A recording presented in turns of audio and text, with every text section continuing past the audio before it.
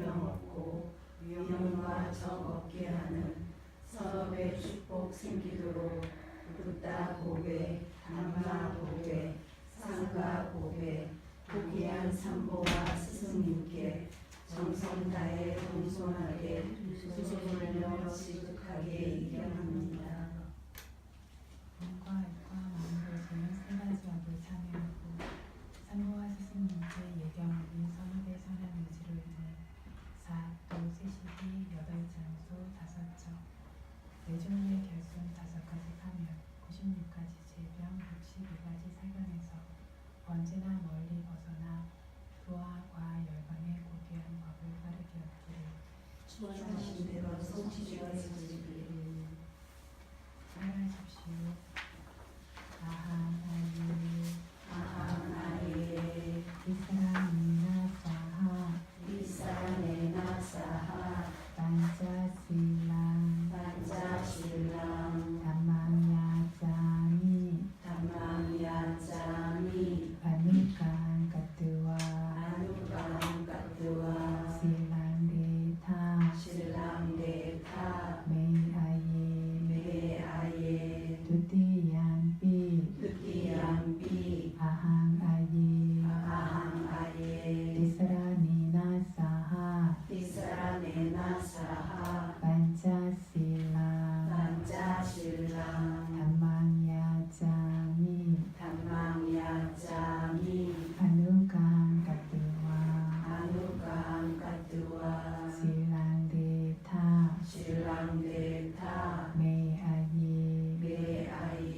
따띠양비 따띠양비 아항아예 아항아예 이스라니나 사하 이사라네나 사하 반자실랑 반자실랑 담마야자미 담망야자미 바누간 가뜨와 아누간 가뜨와 실랑데타 실랑데타 메아예 메아예 야마항오다미 땅와데타 아항아예 나모 다사 바가와토 아라하토 산마 산부타사 나모 타사 바가와토 아라하토 삼마 삼부타사 나모 타사 바가와토 아라하토 삼마 삼부타사 나모 타사 바가와토 아라하토 삼마 삼부타사 부탕 사라낭 가차미 부탕 사라낭 가차미 담망 사라낭 가차미 담망 사라낭 가차미 상강 사라낭 가차미 상강 사라낭 가차미 두띠양비 부탕 사라낭 가차미 두띠양비 부탕 사라낭 가차미 두띠양비 담망 사라낭 가차미 두띠양비 담망 사라낭 가차미 두띠양비 상강 사라낭 가차미 두띠양비 상강 사라낭 가차미 따띠양비 부탕 사라낭 가차미 따띠양비 부탕 사라낭 가차미 따띠양비 담망 사라낭 가차미 따띠양비 담망 사라낭 가차미 따띠양비 상강 사라낭 가차미 따띠양비 상강 사라낭 가차미 사라나 가마나 파리뿐낭 아마예 바나티바타 바나티바타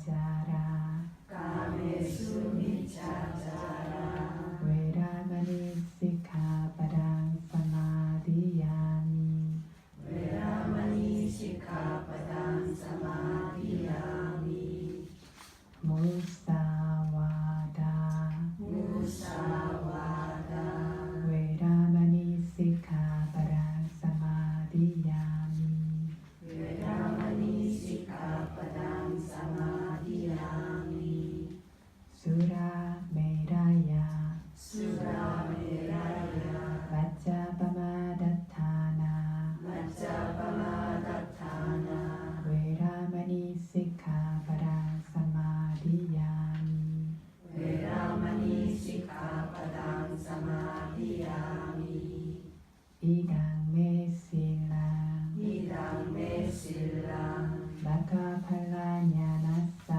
마카팔라냐나사 바짜유 바짜요 호두 호두 아바마디나 삼바디타 아마예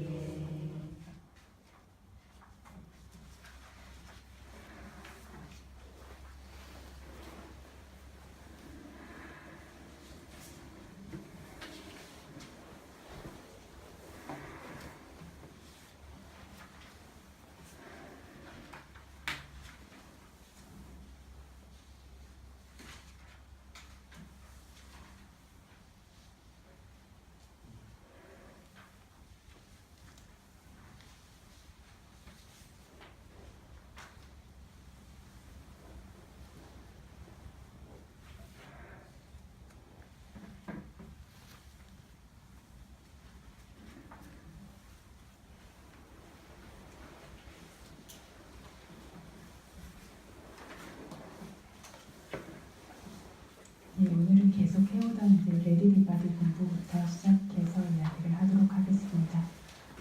오늘 보니까 처음 오신 분들이 계셔서 조금씩 어려운 내용들을 설명하던 거라서 조금 이해가 어려우실 수 있을 것 같기는 한데 어쨌든 조금 지난 내용들을 반복하면서 설명할 수 있는 데까지 설명을 해보도록 하겠습니다. 그래서 31페이지고요.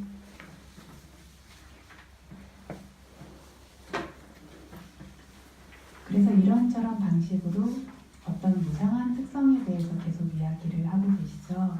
그리고 그런 무상한 특성이라는 것들을 조금 더 실체에 가깝게 볼 수 있는 방법들에 대해서 이야기를 하고 계십니다. 그래서 어떤 수행 안에서 어떤 무상한 특성들을 저희가 보기 이전에 일상이라든가 우리 삶 안에서의 그런 어떤 무상한 특성들을 먼저 조금 인식할 수 있는 그런 눈을 열어주고자 하는 방식으로 지금 레드 사야도께서 이렇게 가르침을 주시는 거고요. 그래서 4가지 자세와 물질론에서의 무상한 특성, 무상한 특성을 또다시 이제 분석을 해볼 건데 가고 그리고 서고 앉고 눕고 하는 4가지 자세와 그리고 물질론이라고 하는 즉 물질의 무덕이라고 하는 즉 이 몸이라고 하는 이것 안에서의 무상한 특성에 대한 이야기를 합니다. 4가지 자세와 4가지 큰 몸의 집합 한 가지 허공분리라는 물질론을 분석하는 방법이라고 했는데요. 4가지 자세 그리고 물질론인데 물질론이 뭐냐면 물질론을 가장 기본적인 것들을 이야기하자면 4가지 큰 몸의 집합 즉 4대 요소의 집합입니다. 그래서 우리 몸이 가장 분명하고 크고 큰 요소로는 4대 요소들의 모임 집합으로 이루어져 있고요. 그것들 사이에 허공분리라고 하는 분리가 있다라는 것. 어떤 각각의 4대 요소들이 각각의 어떤 같은 성품을 지닌 것들이 다른 것들과 섞이지 않도록 분리하는 그러한 허공과 같은 분리 요소가 있다라는 것. 이런 4대 요소와 한 가지 허공 분리라는 것이 물질론을 이루는 기본 바탕이다라고 이야기를 하시고 싶은 겁니다.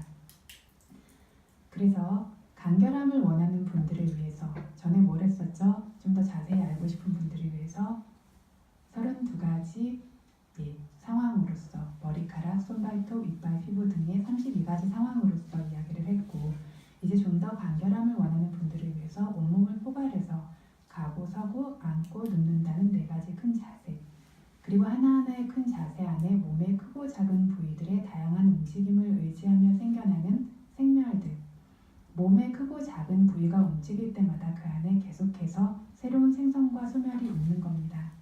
그 생멸과 함께 빠타비가야, 즉 흙의 요소의 모임이라는 이러한 몸, 가야라는 빨리어가 몸이라고 하는데 실제로 가야는 모임이라는 뜻이에요. 이 몸이라는 게 뭐냐면 모임들의 집합체인 거죠.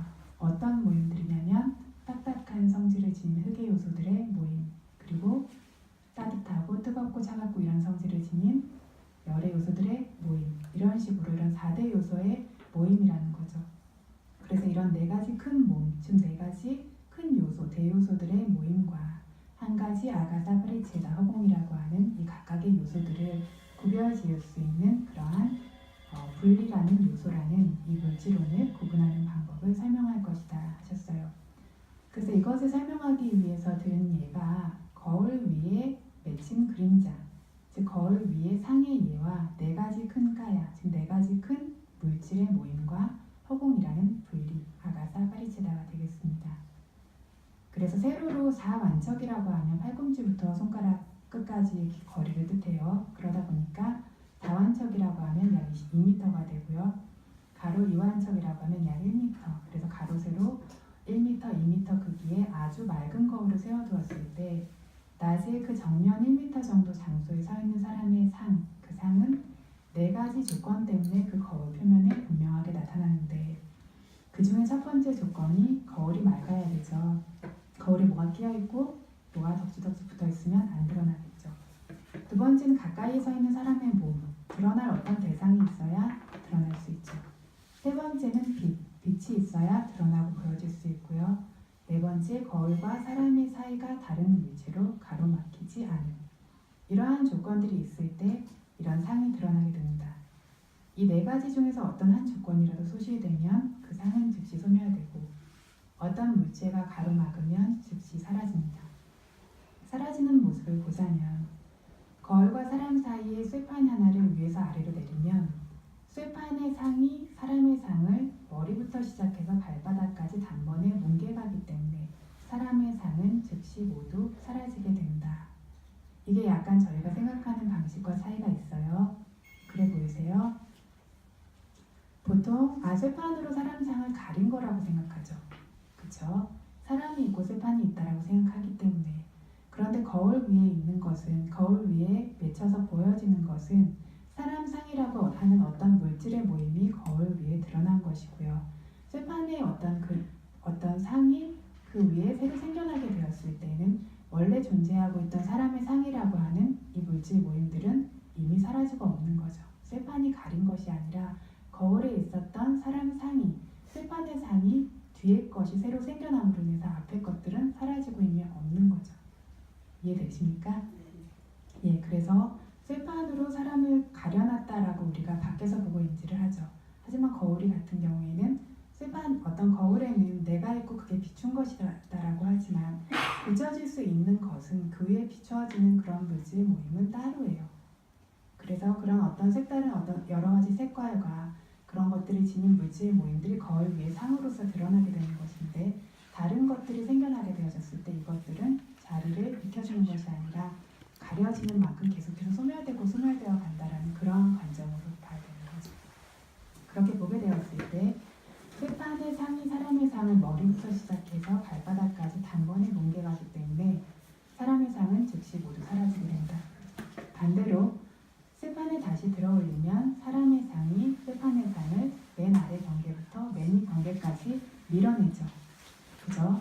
밀어내면서 사람의 상이 점점 올라가면서 생성되어지는 것들이 보이고 쇠판의 상은 점점 사라져가는 것들이 보이게 됩니다. 또 어떤 사람이 오른쪽이나 왼쪽 옆에 있으면서 어느 쪽에서건 뭔가 어떤 물건을 그 사이에 밀어넣거나 집어넣으면 그 물체의 상이 사람 상을 또 밀어내면서 나타나기 때문에 사람 상은 일부가 잘리게 되고 깨지게 되죠. 혹은 거친 모래나 쇳가루와 같은 것들을 위에서 뿌리거나 옆에서 던지면 모래가루의 상들이 나타나게 되죠. 그렇게 되어졌을 때에는 사람의 상에는 허공의 구멍이나 망사의 구멍 같은 구멍들이 생기게 되어지죠. 그래서 그만큼 망사의 구멍 같은 모래가루 상들이 있는 곳은 모래가루의 상이라고 하는 물질 요소만 드러나고 있는 것이고 사람의 상이 드러날 수 있는 조건이 있는 곳에는 사람의 상이 드러나고 있는 것이죠. 이 예를 명확하게 받으라고 하셨어요. 그래서 이 몸에서 딱딱함이라는 상태, 즉 흑의 요소의 모임인 그런 딱딱함이라는 상태가 우리 몸의 기본 바탕 밑받침입니다. 이 세상에서 대지가 우리의 기본 바탕이 되어지는 것과 같은 이치예요. 그래서 이 딱딱함이라는 흑의 요소가 기본 바탕이기 때문에 이것이 물론 다른 4대 요소도 마찬가지이지만 몸의 형체에 비례해서 몸 안에 가득 차 있는 것과 같죠.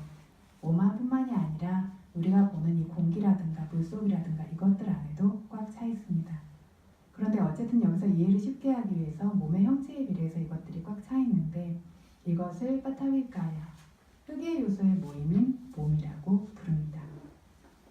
이것을 흑의 물질이라는 큰 몸, 즉 대요소의 4대 요소 중에서 한 가지 대요소의 하나라고 하고 거울에 드러나는 사람 상과는 꺼내서 씌운 것처럼 거울에 있는 것을 꺼내가지고 씌워놓은 것처럼 모양도 정확히 일치하고 본질이 없다는 점으로도 아주 똑같고 생성과 소멸이 빠른 점으로도 매우 같습니다. 그래서 우리 몸이라고 우리가 알고 있는 이 4대 요소의 모임이라고 하는 것들도 거울에 드러나는 상처럼 모양만 일치하는 것이 아니라 본질이 없죠. 우리 몸이라고 내 몸이라고 알고 있는 이것들이 나눠서 보게 되어졌을 때는 이 4대 요소의 모임이 끊임없이 생성되고 사라지면서 항상하지 않다라는 점에서 본질이 없고 이렇게 생성과 소멸이 빠르다는 점에서 거울에 비친 상이나 우리가 나라고 부르고 있는 이 몸뚱이나 같은 성품을 지니고 있다는 얘기입니다. 그래서 이것을 뭐라고 했냐면 상이라는 허상이 가짜 사람이다. 뭐냐면 사람인 척 하는데 사람이 아닌 것. 그런 허상이라고 하고 또 빠타위카야 흑의 요소의 모임이라는 허상이라고 한다라는 거죠. 그래서 거울 위에 맺힌 상이 사람이냐면 아니죠. 허상이죠. 사람처럼 보이지만 사람이라고 말할 수 있는 어떤 실체가 없는 것인 것처럼 흑의 요소의 모임이라는 우리가 보고 있는 이 몸뚱이라는 것도 사람이라고 짐승이라고 천인이라고 부르고 있지만 사람이라고 말할 수 있는 그러한 실체가 없는 거죠. 매 순간순간 굉장히 빠른 속도로 생성되고 소멸되고 있는 4대 요소의 집합체일 뿐입니다. 그렇기 때문에 이것도 허상인 거죠. 거울에 비친 상과 똑같은 허상일 뿐이라는 거죠. 둘 다 이러한 표상을 가지고 저희가 실체라고 붙들고 있는 거죠. 거울에 비친 모습이 나라고 생각하는 것처럼 이렇게 이런 몸뚱이를 나라고 생각하게 되어지는 거죠. 왜냐하면 이 생성과 소멸 이것들이 가지고 있는 우리 몸을 구성하고 있는 이 마음을 구성하고 있는 실체들을 본 적이 없기 때문에요. 그래서 빠타위카야 사람상은 거울의 표면, 거울 위에 의지해서 생기기 때문에 그 이후에 남는 것이 없이 즉시 사라질 수 있어요. 그죠? 빠타위카야 흑의 요소의 모임이라고 불리는 허상임도 사실은 그 즉시 모두 사라지는데 몸이라고 하는 좀 더 탄탄한 무더기 덩어리를 의지하기 때문에 또 그 즉시 연기가 한번 불이 붙으면 후훅하고 따라 나가는 것처럼 앞의 것은 사라지지만 그 이후에 연결되어지는 또 다른 허구인 허상이 가짜 사람이라고 하는 4대 요소의 집합체가 앞의 것이 사라져도 뒤에서 계속해서 따라오고 있다는 거죠. 계속해서 비슷한 똑같은 것들이 생겨나고 있으니까 이전의 강물의 예처럼요. 강물은 계속 흘러가고 있지만 계속 그 강물인 것처럼 보여요. 비슷한 것들이 계속 뒤따라오니까. 저희 몸도요. 매 순간순간 계속해서 무너져 내리고 있는데 비슷한 것들이 계속 새로새로 생겨나고 있으니까 이것이 항상한 것처럼 보여지죠. 거울의 상과 조금 차이가 있다면 이후에 연결되어지는 또 다른 허상인이라고 하는 이러한 흑의 무더기라고 하는 물질이 언제나 그 자리를 메꾸면서 따라오고 있다. 이전의 흑의 무더기, 흑의 몸이라는 이러한 허상의 사람이 찰나도 멈추지 않고 사라지고 소멸되고 있는 것조차 저희가 알 수 없고 볼 수 없을 만큼 빠르게 연결되어지는 허상인이라는 이런 흑의 무더기가 사람인 척하는 흙 덩어리가 언제나 새로 확립되어지면서 따라오고 있습니다. 그리고 이런 헌 것과 새 것들이 하나로 이렇게 쭉 연결되어지는 것이 아니라 하나하나가 각각의 성품을 가진 것이기 때문에 앞에 것이 생기고 사라진 다음에 다음 것이 생기고 사라집니다. 쭉 연결되는 것이 아닌 거죠. 그렇기 때문에 이 하나하나의 사이에는 그 사이라고 하는 마치 허공과 같이 분리되어진다라고 하는 이러한 분리가 언제나 포함되어집니다. 그래서 수행하시고 이러면 어떤 뭐 중지나 이런 거를 보는 거를 강조하시는 경우들이 있고 이런 걸로 제가 알고 있는데요. 저는 뭐 그런 것들에 대해서 특별히 강조하거나 뭔가를 보게 하지는 않지만 그런 것들이 이런 이치처럼 앞의 성품과 뒤의 성품들이 계속해서 연결되어서 생기는 것들이 아니라 하나가 생기고 사라지고 그 다음 것이 생기고 사라지고 처음에는 조금 더 큰 과정으로 보시겠죠. 저희가 경행을 할 때 왼발이 끝나고 사라지고 그게 완전히 잘려지는 게 보이고 그 다음에 오른발의 움직임이 생기고 사라진다라고 보인다든가 혹은 드는 것이 생기니까 드는 것의 과정은 완전히 사라진 다음에 가는 과정이 시작되어지고 그것이 끝나는 것이 완전히 또 다른 하나의 과정으로 보인다라든가 이런 식으로 조금 더 하나하나가 따르라는 것 앞에 것이 생기고 사라지고 다음 것이 따라오는 것이라는 것 이것이 연결되어진 흐름이 아니라는 것들을 보는 힘들이 생기고 그 힘들이 점점 더 좋아질 때는 하나의 듬 안에도 하나의 부름과 하나의 꺼짐 안에도 굉장히 많은 생멸들이 있다라는 것들을 점점 더 볼 수 있는 것들이 생기죠. 그렇게 되어졌을 때 새로운 것들이 계속해서 자리를 채우고 있기 때문에 이것이 나라고 연속적인 것이라고 우리가 확고한 것이라고 믿고 있지만 실제로는 지금 이 자리에서 생성되고 소멸되어지는 것 밖에는 없다라는 것. 그 조건이 끝나면 이 생성과 소멸도 멈추고 조건이 있는 한은 이 뒤따라오는 생성과 소멸이 계속 되어질 수 있다라는 것들을 지금 여기 모이신 분들 다 수행하시는 분들일 텐데 수행자분들이 자기 수행 안에서 직접적으로 보아야 하는 거죠. 그래서 그런데 아직 그것들을 보지 못했다면 거기에 대해서 어떤 눈치채고 이해할 수 있도록 그래서 이렇게 법문을 해두신 것 같습니다. 그래서 이것이 거울 표면에 있는 상이라는 허상인과 이 몸에 있는 흙의 무덕이라는 허상인 둘 다 사람인 척하는 가짜 사람인 두 가지의 차이점이다. 이것이 흙의 무덕이라는 가짜 사람의 상황이다. 그와 같이 물질의 모임끼리를 서로 연결시켜주고 합치게 해주고 뭉치게 해주고 용접하는 역할을 하는 게 뭐냐면 물의 요소죠. 그쵸? 저희가 그래서 뭐죠? 밀가루를 가지고 빵을 만들고 싶어도 물을 섞어야 되죠. 그것들을 물질의 모임에 이런 식으로 조합시켜주는 역할을 하는 것이 물의 요소입니다. 그래서 이러한 물질의 모임끼리 연결하고 합치고 뭉치고 용접하는 물의 모임이라는 것들도 우리 몸에 흙의 모임처럼 가득 차 있는데 이것이 또 사람인 것처럼 결국에는 이러한 흙의 모임, 물의 모임, 불의 모임, 그리고 바람의 모임을 사람인 것처럼 이것들이 사람인 척하고 있고 저희가 그것을 사람이라고 인식하고 있다는 거죠. 이러한 가짜 사람도 또 있고요. 이 물의 모임과 흙의 모임이라는 두 가지 가짜 사람을 썩거나 상하지 않도록 언제나 따뜻하게 덮이고 있는 불의 모임이라는 가짜 사람이 또 있고요. 그쵸? 체온이라는 것들이 있기 때문에 계속해서 이것들이 활성화되고 목숨이 유지되어진다는 것들이 있죠. 그런 불의 모임이 있고 이렇게 지, 수, 화라고 하는 세 가지 가짜 사람을 각각 자기가 하는 역할, 기능 안에서 그 힘이 약해지는 일이 없도록 그 힘이 후루룩 가라앉는 일이 없도록 버텨주는 것 이런 뻣뻣하고 팽팽한 바람의 요소라고 하는 것도 하나의 가짜 사람인 거죠. 다른 요소들을 이렇게 지탱하고 버티고 뻣뻣하고 움직이게 하는 이러한 것들이 바람의 요소라고 하는 풍대의 역할입니다. 그래서 이러한 세 가지 큰 몸들, 세 가지 대요소들도 흙의 큰 몸, 흙의 요소처럼 요소에서 봤던 것처럼 우리 안에 계속해서 생겨나고 있고 앞에 것이 사라지면 뒤에 것이 연달아서 계속해서 생겨나고 있기 때문에 연속적으로 보일 뿐이라는 것을 차이 없이 알아라. 그리고 그 사이사이에 앞뒤로 존재하는 허공이라고 하는 분리도 몸 전체에 머리 털끝만큼도 남김없이 내부 외부 모두에 퍼져서 존재하고 있다.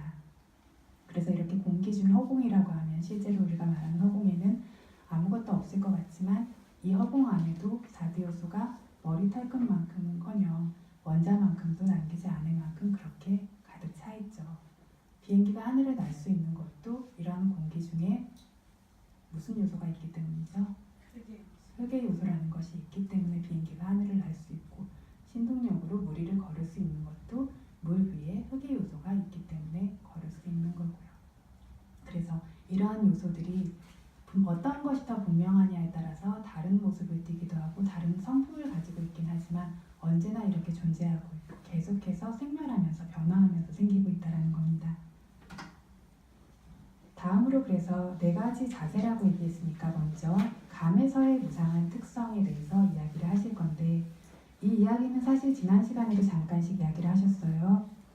그래서 이 몸이 멈춰선 상태에서 그 장소로부터 움직여서 나가려고 할 때 멈춰 서 있는 순간에 존재하는 흙의 요소를 제일 먼저 얘기하시려고 해요. 그래서 딱딱한 종류의 흙의 큰 모임, 딱딱함이라고 말하는 흙의 요소를 발바닥에서 머리 끝까지 완전히 봐두라고 하셨어요. 어떻게 하냐면 거울 위에 비치는 상이라고 하는 가짜 사람처럼, 그런 상이라고 하는 그림자처럼 멈춰서서 꽂혀있는 그 모습을 완전히 볼 수 있도록 먼저 섬에서 그 모습을 보라는 거죠. 딱딱함에 무더기들이 서 있는 그 모습. 그렇게 보게 되어졌을 때 가려고 몸의 어떤 부분들을 들어 올리고 앞으로 옮기고 이런 것들을 행할 때 몸 전체에 요동치는 것처럼 격렬하게 앞의 물질의 특성과는 반대되어지는 뒤에 따라오는 나중에 큰 물질 모임들이 훅훅 생성되어서 생겨납니다. 그래서 그냥 내가 서 있다가 가는구나가 아니라, 그래서 서 있을 때는 섬섬하고 분명히 알라고 하죠. 섬섬하고 알아서 뭘 알겠습니까 하지만 서 있는 것의 특성을 분명히 알게 되어졌을 때 감이 생겨날 때 그것과는 전혀 반하는, 그 연속적인 흐름과는 전혀 반대가 되어지는 다른 성품의 어떤 새로운 물질의 현상들이 생겨나는 것들을 볼 수 있는 힘이 생겨나죠. 그것들 각각의 특성을 볼 수 있고 그 특성들끼리 일치하지 않는다는 것을 볼 수가 있죠. 그래서 여기서 앞의 물질의 특성과 반대되는 이라고 했는데, 그 밑에 줄을 보시면 이걸 위사바가라고 해요. 위사바가는 성품끼리 같지 않고 반대된다라는 뜻인데요. 예를 들면 저희가 여기 있다가 따뜻하게 있다 밖에 나가면 춥다 이렇게 얘기를 하죠.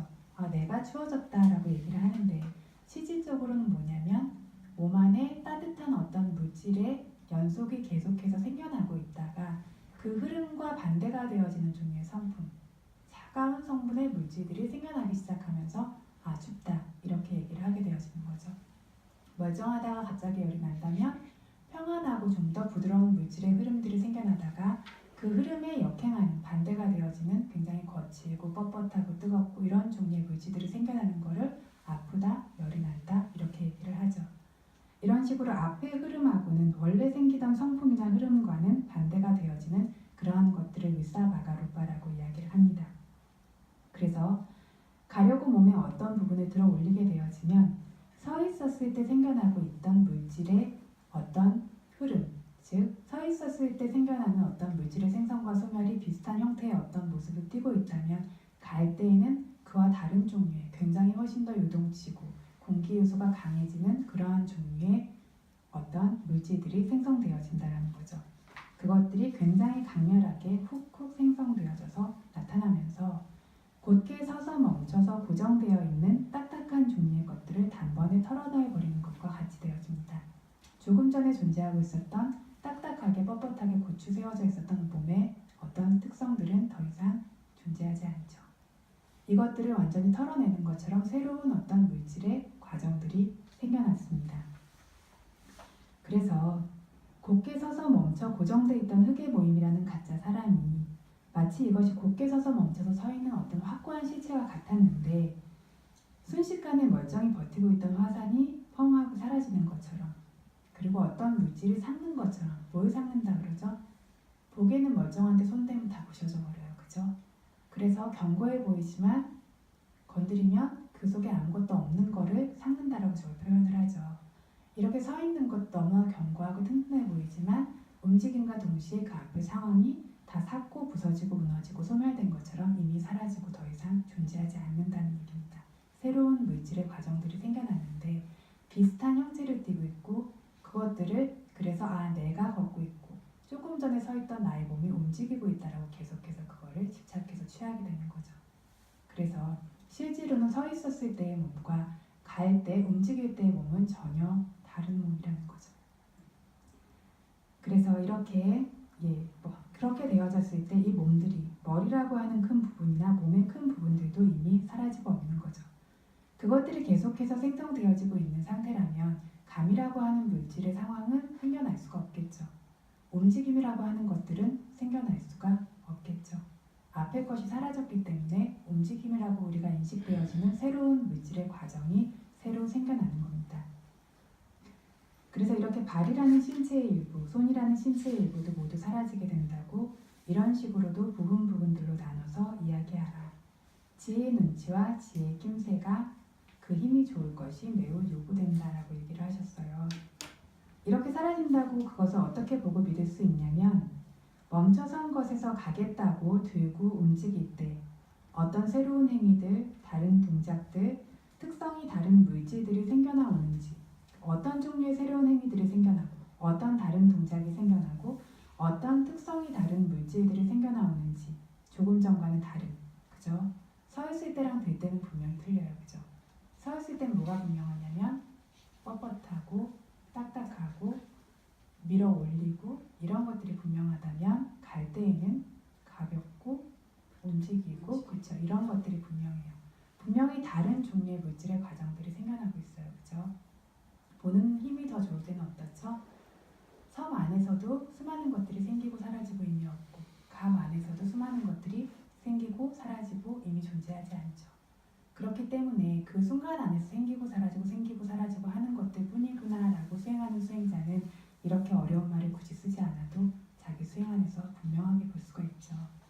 그래서 어떤 분들 경행을 하시는데 뭔가 이렇게 움직임이 연속적이지 않은 것 같고 우두투두하는 것처럼 굉장히 이렇게 매끄럽지 못하게 가는 것처럼 느껴지더라 얘기하시는 경우도 있고 배의 부름과 꺼짐을 보는데 부름과 꺼짐이 이렇게 단계 덜컹덜컹 하면서 움직여지더라 하시는 경우도 있고 어떤 다리의 움직임이든 배의 부름과 꺼짐이든 우리가 계속해서 하나라고 믿고 있었던 것 내 배고 계속해서 이렇게 숨쉬고 있는 거라고 믿고 있었던 것들이 실제로 그렇게 어떤 단계로 끊어지는 것들을 보기 시작하기도 하고 그 안에서 더 많은 생멸을 보게 되어졌을 때에는 아 지금 생기고 지금 사라지는 것밖에 없구나 라고 이해를 하게 되어지죠.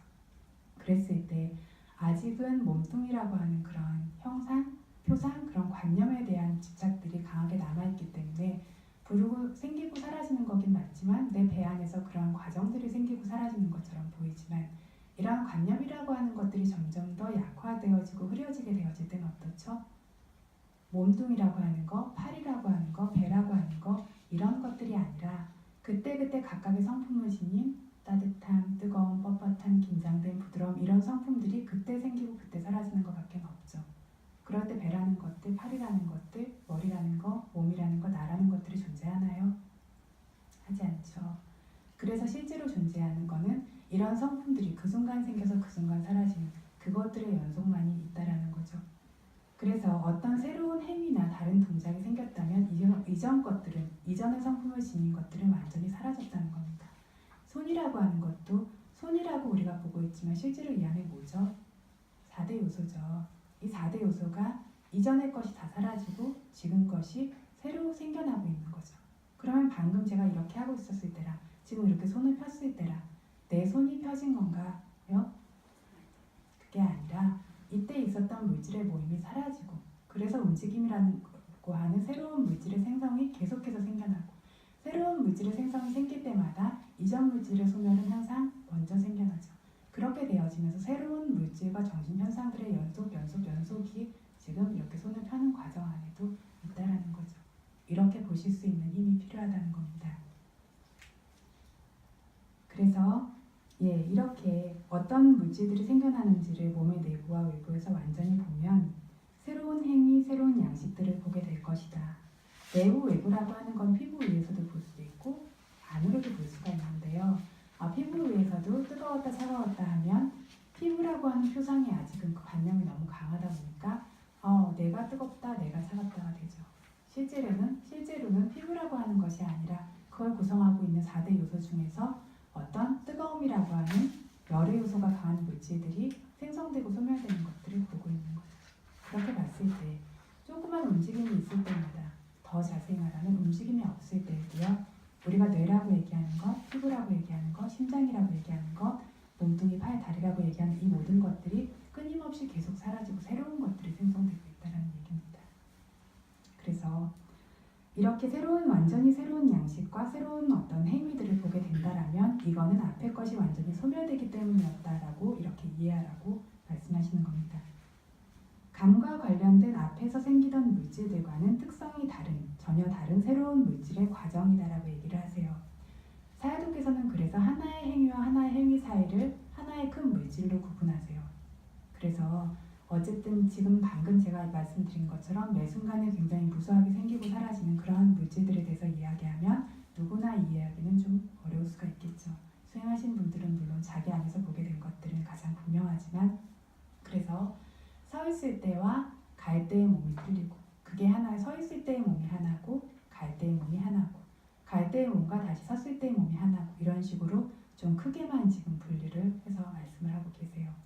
그리고 지혜의 눈이 생기면 생길수록 그것들이 점점 더 자세하게 분류되어지고 보여지는 것들은 개인의 지혜의 힘에 따라서 차이가 나겠죠. 그래서 이렇게 감과 관련된 새로운 물질들이 생성되는 건데, 이게 얼마나 빠른지 보면 연료 더미에 불씨가 떨어져서 확 타오르는 불길이 생겨나는 것이 굉장히 빠르고 강렬하죠. 이 불길이 엄청나게 크게 타오르지만 떨어진 불씨는 그렇게 큰가요? 그렇지 않죠. 조그만 자극이 생기니까 엄청나게 큰 불길이 생기는 것처럼, 그런 것처럼 어떤 뒤의 것이 사라지면서 앞의 것들이 이렇게 너무나 분명하고 강렬하게 생겨나니까 이것들이 계속 연결되어지니까 확고하게 계속 존재한다라고 믿게 되어지는 거죠. 그래서 이렇게 불길이 생겨나는 것처럼 빠르고 강력하게 그렇게 보게 될 것이다. 그래서 이거를 좀 눈치챌 수 있을 정도만이라도 되게 하라라고 말씀하셨어요. 섬 등의 새로운 행위가 생겨날 때마다 헌 것이 소멸된다. 감을 얘기하고 또 섬을 얘기하시죠. 감과 관련된 앞의 물질들과 성질이 다른 물질의 모임들이, 그쵸?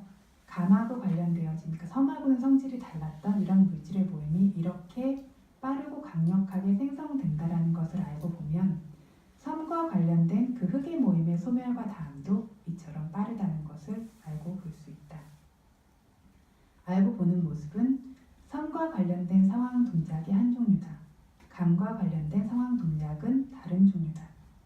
섬과 관련된 종류의 동작이 어떤 기간만큼 존재한다면 그 기간 안에는 그 안에 감과 관련된 종류의 동작이 생겨날 기회를 얻지 못한다.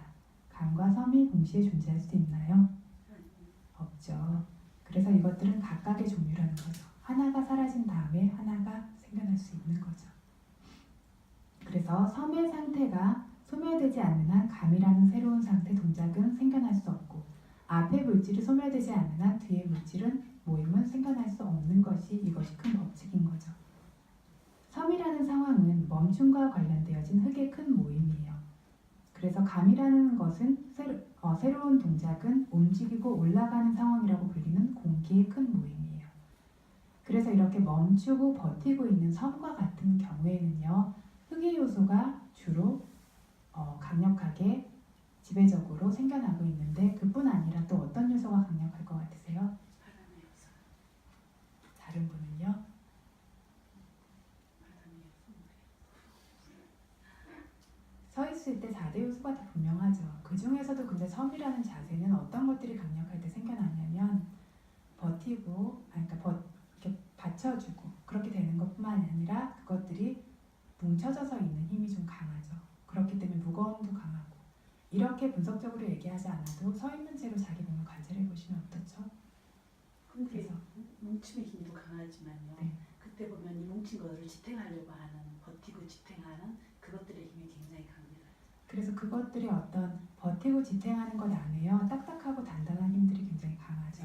네. 그 딱딱하고 단단함이 어떤 흙의 요소고, 4대 요소는 항상 같이 작용하기는 해요. 그래서 뜨겁고 어떤 이런 것들도 강하지만 이때는 단단하고 뭉쳐있는, 이렇게 딱 고정되어져 있는 이런 것들의 힘이 조금 더 강한 거죠, 설 때에는. 그런데 가게 될 때에는 어떤 바람의 요소라고 하는 그런 움직임이라는 거, 그리고 뭐 밀어주고 이런 것들이라든가, 그리고 가벼움이라고 하는 열의 요소. 그래서 어떤 가벼움이라는 열의 요소와 바람의 요소는 함께 작용하곤 하는 특성들이 있어요. 둘이 더 많이 모여서 있고, 흙의 요소와 또 물의 요소가 이런 식으로 함께도 작용하는 경우들이 많아요. 실제로는 자세히 보게 되어졌을 때는 듬이 틀리고 감이 틀리고 내림이 틀리죠. 듬이 보면 가볍다면 내림은 무겁죠. 그죠? 듬이 가볍다면 그 안에는 바람의 요소와 함께 열의 요소가 강렬한 거죠. 내릴 때에는 무거운 물의 요소와 함께 흙의 요소가 또 강렬해지기도 하고, 그래서 이렇게 다들 섞여 있는 것이고,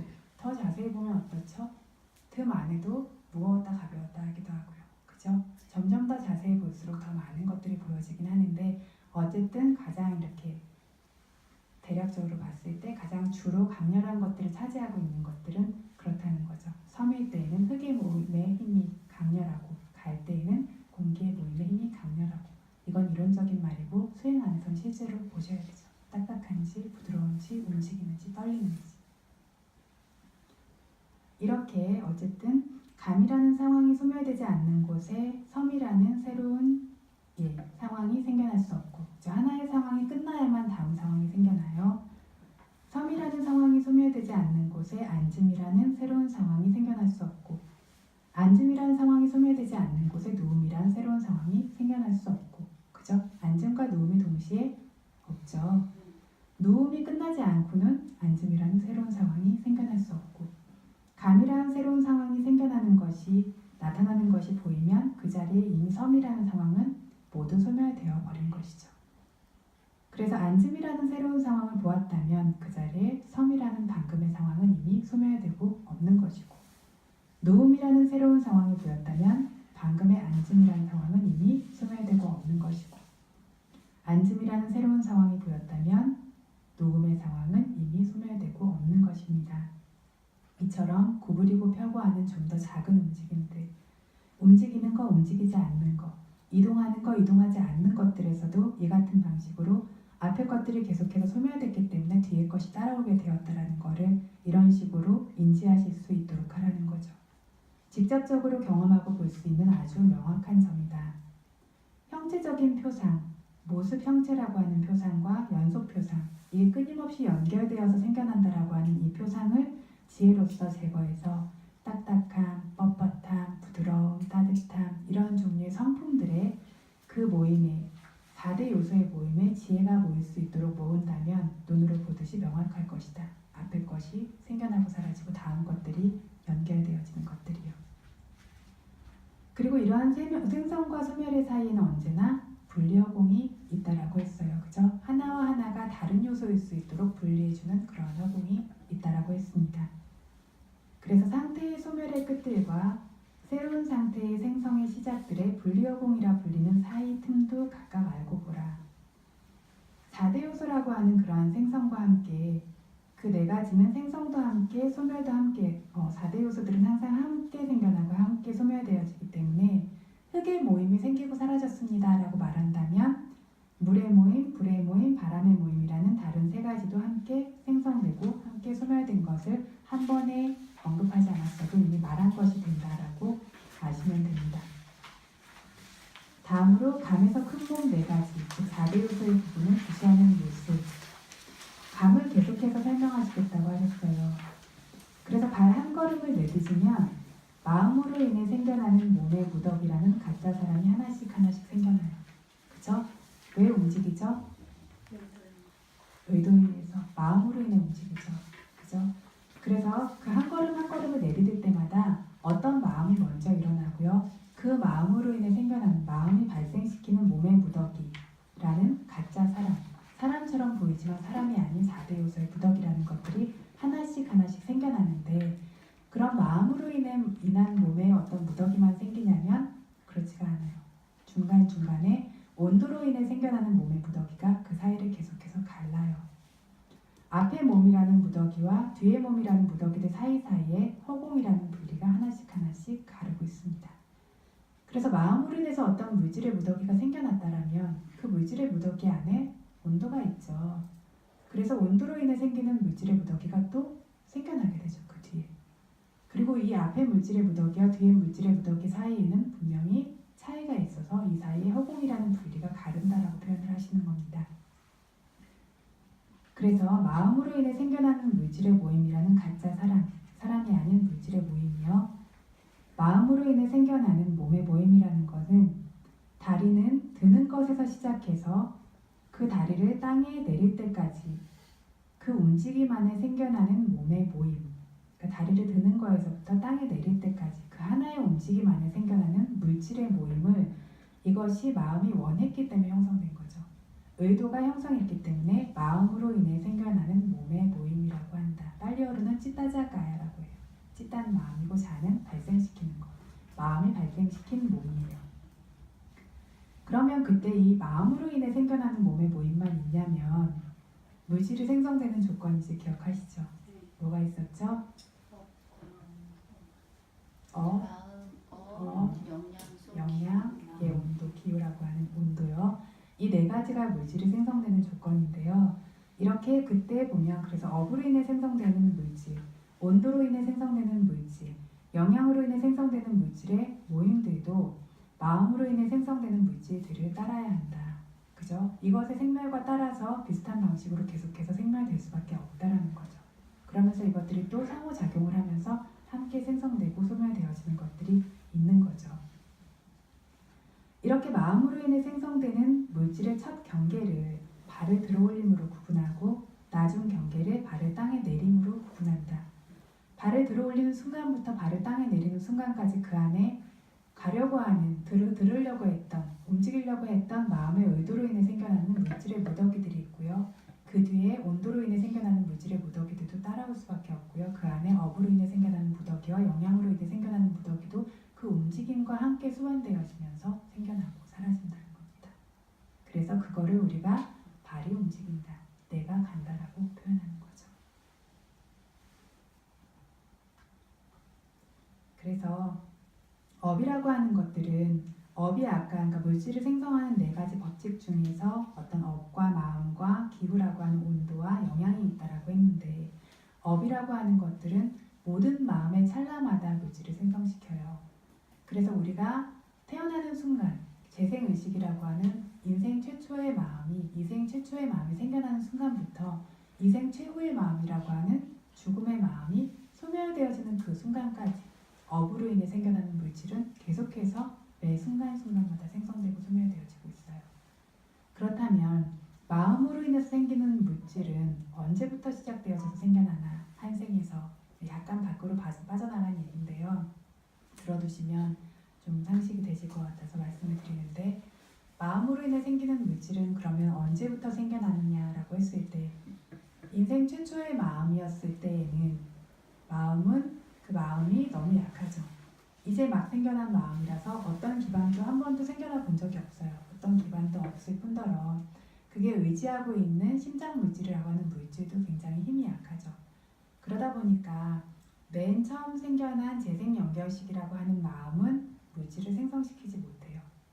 그리고 마음은 그 찰나 자체가 굉장히 짧기 때문에 생성되는 바로 그 찰나에만 힘이 있어요. 중간이라든가 소멸되어지는 찰나에는 더 이상 힘을 가지지 못해요. 그래서 마음이 세 찰나가 있는데 생성되는 찰나, 머무르는 찰나, 소멸되는 찰나라는 세 찰나 중에서 각각의 마음이 생겨나는 생 최초의 마음인 재생 연결식 다음부터 시작해서 각각의 마음이 생겨나는 매 생성의 순간마다 계속해서 새로운 물질을 만들어내요. 의도가 있건 없건 기분이 나빠도 그렇죠? 기분이 나빠도 물질이 변하죠. 새로운 물질을 생성시키죠. 마음이 행복해도 물질이 변하죠. 그런 것처럼 마음이 있는 매 순간순간에 생애 최초의 마음을 제외하고는 계속해서 이렇게 생겨나고 있어요. 그런데 마음의 세 찰나라고 하는 생성과 머무름과 소멸 중에서 생성이라고 하는 찰나에 왜냐하면 마음은 생성에서만 힘을 가지기 때문에 물질은 이와 반대로 마음보다 훨씬 더 오래 머물러요. 그죠? 물질과 마음의 수명의 차이가 얼마나 난다고 했죠? 물질이 한 번 생성되고 소멸되는 동안 마음은 17번 생겨나고 사라져요. 그러다 보니까 물질은 굉장히 생성과 소멸에선 힘이 약하고 머무르는 기간에만 힘이 강해요. 그렇기 때문에 온도로 인해서 생겨나는 물질 같은 경우에는 최초의 마음이 생겨나고 그 직후부터 시작해서 최초의 마음이 생겨날 때 뭐와 함께 생겨나냐면 심장 물질이라고 하는 물질과 함께 생겨나죠. 그거를 우리가 탄생이라고 불러요. 심장 물질과 성별을 결정하는 물질과 몸이라고 부를 수 있는 그런 아주 미세한 물질들 이런 물질들이니까 눈으로는 볼 수도 만질 수도 없는 그런 아주 섬세한 물질이 생겨나는데 이 안에 그런 물질의 모임과 그것을 의지해서 생기는 마음이 함께 조합해서 생기는 거를 탄생이라고 얘기하는 거죠. 이때 되는 순간인데 그렇게 이렇게 생겼을 때 최초에 이미 심장 물질이라든가 성별이라든가 이런 것들을 결정짓는 미세한 물질이 있었죠. 태어나는 마음과 동시에 그렇기 때문에 그때 생겨난 물질이 머무름의 순간에 가는 순간, 그때부터 시작해서 어떤 기후로 되어지는 물질이 그때부터 시작해서 기후라는 물질을 계속해서 생성시킬 수 있는 힘을 가져요. 이해되세요? 좀 어려우세요?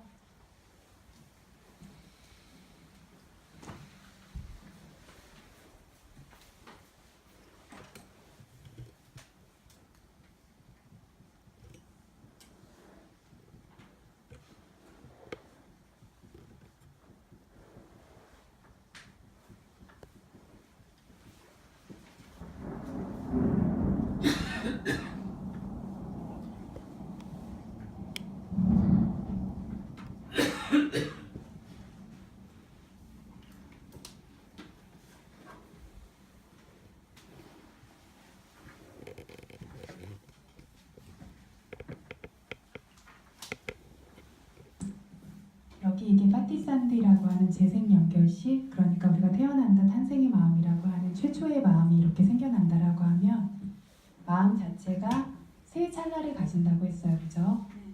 이게 뭐냐면 생성, 머무름, 소멸.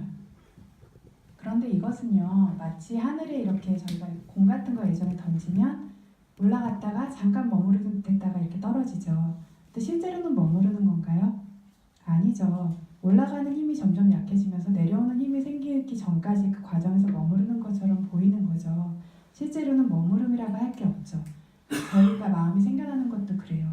그래서 굉장히 빠르기 때문에 머무름이라고 할 것도 없지만 그 생성과 소멸 중간에 약간 그런 상태의 것을 머무름이라고 굳이 표현을 하는 거죠.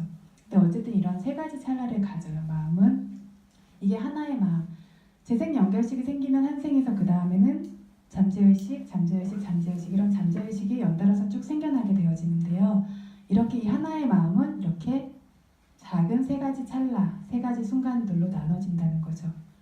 이렇게 하나의 마음에 그 찰나가 17번만큼 있는 게 물질의 수명이죠. 이게 하나가 마음의 수명이라면 이게 17번 있는 게 물질의 수명이에요. 그래서 태어나는 순간 파티산디라고 하는 재생 연결식이 생기는데 어디에 의지해서 생기냐면 하다야 와투, 심장 물질이죠. 우리가 지금 생각하는 것처럼 큰 심장 덩어리 이런 건 절대 아니겠죠. 그런데 어쨌든 심장 물질이라고 저희가 표현하는 아주 미세한 물질에 의지해서 생겨나요.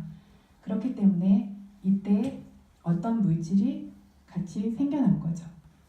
이 물질의 수명은 언제까지냐면 이것이 17번이 채워져서 끝날 때까지 이 물질은 계속해서 생겨나겠죠. 이해되세요? 이해되시는 것 같으세요?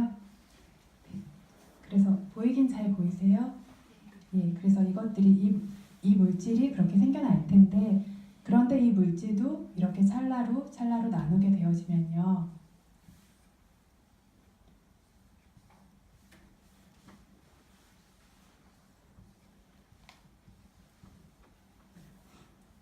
이런 것들이 17개인데 17개는 3개의 소찰나를 가진다고 했으니까 17에다가 3을 곱하면 51개의 소찰나를 물질을 가지겠죠.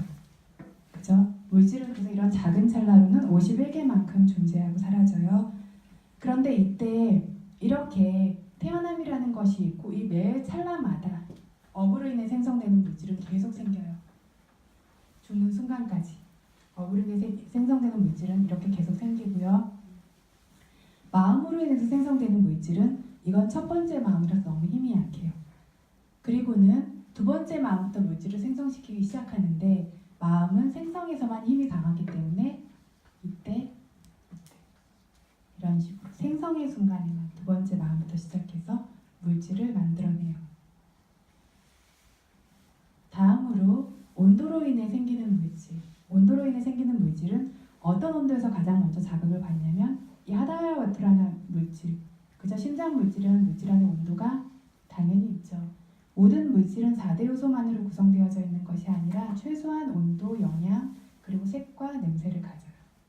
그래서 이 안에도 그래서 온도라고 하는 성분이 있다 보니까 이것이 여기가 생성. 물질은 이때부터 시작해서 쭉 머무름이에요. 마지막 51번째 찰나가 소멸이에요. 머무름이 굉장히 길죠. 이 머무르는 순간부터 계속 머무르는 순간마다 이렇게 물질을, 기후로 인한 물질을 만들어내요. 이해되시는 것 같으세요? 어려운가요?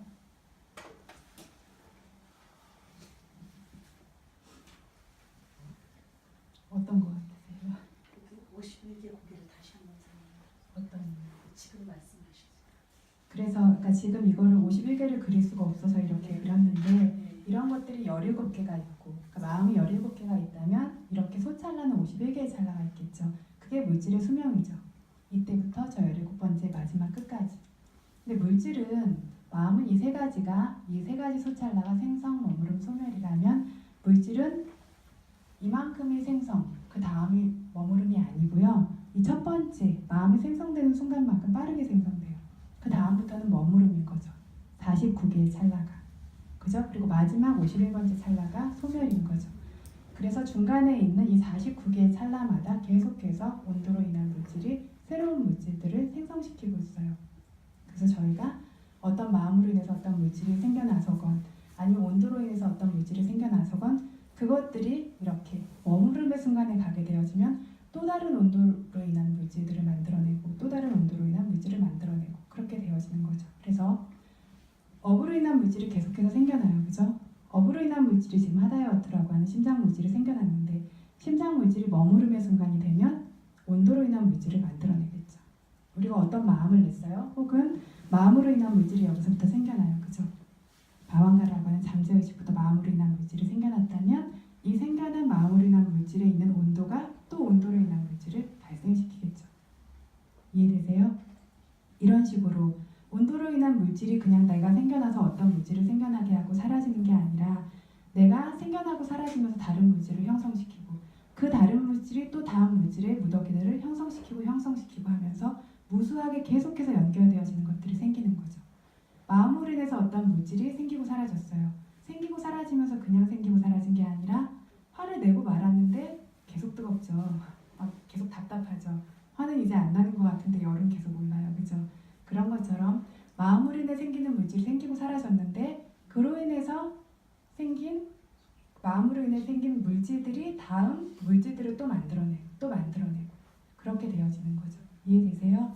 그런 것처럼 업으로 인해 생기는 물질도 생기고 사라지고 그게 또 다른 물질을 또 만들고 그렇게 되어지면서 계속 꼬리를 물면서 엄청나게 많은 물질 단위들이 계속해서 연결되어져서 생기면서 이렇게 확고한 나라고 하는 벽이라고 하는 이러한 모든 것들이라고 하는 것들을 형성하고 있는 거죠.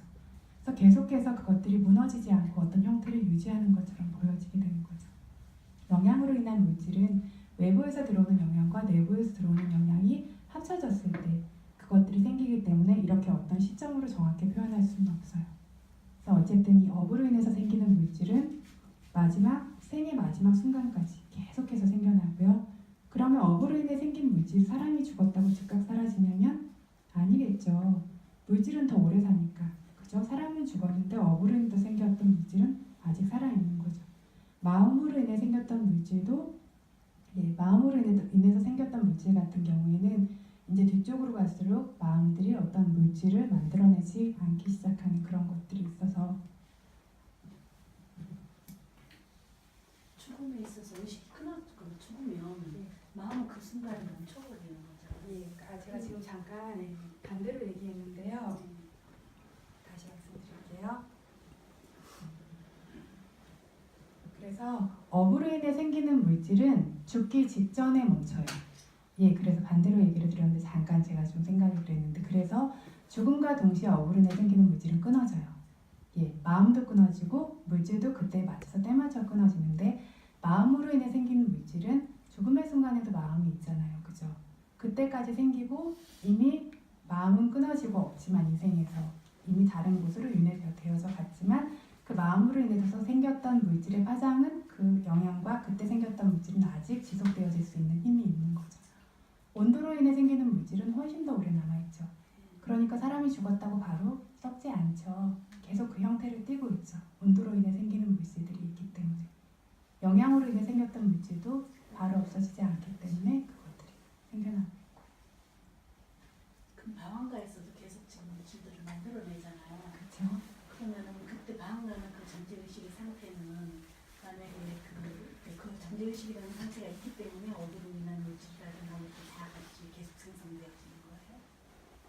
그 방황가의 상태가 어떤 왜 그 의식이 만약 방황가 상태도 저는 그게 조금 의심이 가는데 잠재의식이라고 하는데 실제로 우리가 정말 방황가를 이렇게 뚜렷하게 봤을 때는 그 다음 마음이 생겨나서 이게 있다고 하는 거지 실제로 그것이 있는 것은 아니잖아요. 근데 그 그렇죠. 있어요. 있는데 왜 그걸 분명하게 인지하지 못하냐면 네. 그것이 취하는 대상이 너무 약하니까. 아, 굉장히 미세한 대상을 취하고 있기 때문에 방황가의 마음이 분명하게 저희가 인지할 수 있는 그런 마음이 아니기 때문에 그런 거예요. 대상 그럼 만약 자체. 이쪽 마음에서 다시 방황가에서 그 깨어나는 마음으로 왔을 때 여기는 마음이 굉장히 여기서부터 사라져서 여기에 다시 생겨날 때는 굉장히 강력하잖아요. 그럼 여기도 실제로는 너무 미세해서 그렇지 우리가 마음은 계속 있는 거죠. 있는 거라고. 예. 네. 그 방황가의 마음이 있고 그리고 그 근데 방황가 어째서 이쪽에 나타났을 때는 더 강력하게 알아지는 거죠? 그래서 어떤 저완화나 이런 것들을 속행식이라고 하잖아요. 네. 자완화라고 하는 업이 되어지는 마음 자체가 굉장히 강렬한 마음이라는 거죠. 예, 그게 강렬하고 어떤 결과로 나타나는 그런 마음들은 굉장히 섬세하고 약한 그런 마음들이. 그래서 너무 미세하기 때문에 실제로는 그것들이 취하는 대상들이 분명히 있어요. 근데 우리가 그 대상이 뭔지 알 수 있는 힘이 없죠. 그런데 부처님과 같은 분들은 정확히 뭘 대상으로 취했는지를 알기 때문에 그걸 분석해 놓으신 게 아비담마죠. 그래서 방황가의 마음도 분명히 존재하고 있고 그 마음이 취하는 대상도 분명히 있고 뭔가 일을 하고 있다는 거예요. 그런데 그런 일들이 우리가 보통 업을 짓거나 하는 것처럼 강렬한 것이 아니기 때문에 그냥 이렇게 끊어져 있는 것처럼 보이고 심지어는 그때 물질도 만들어내고 있다는 거죠. 그 마음.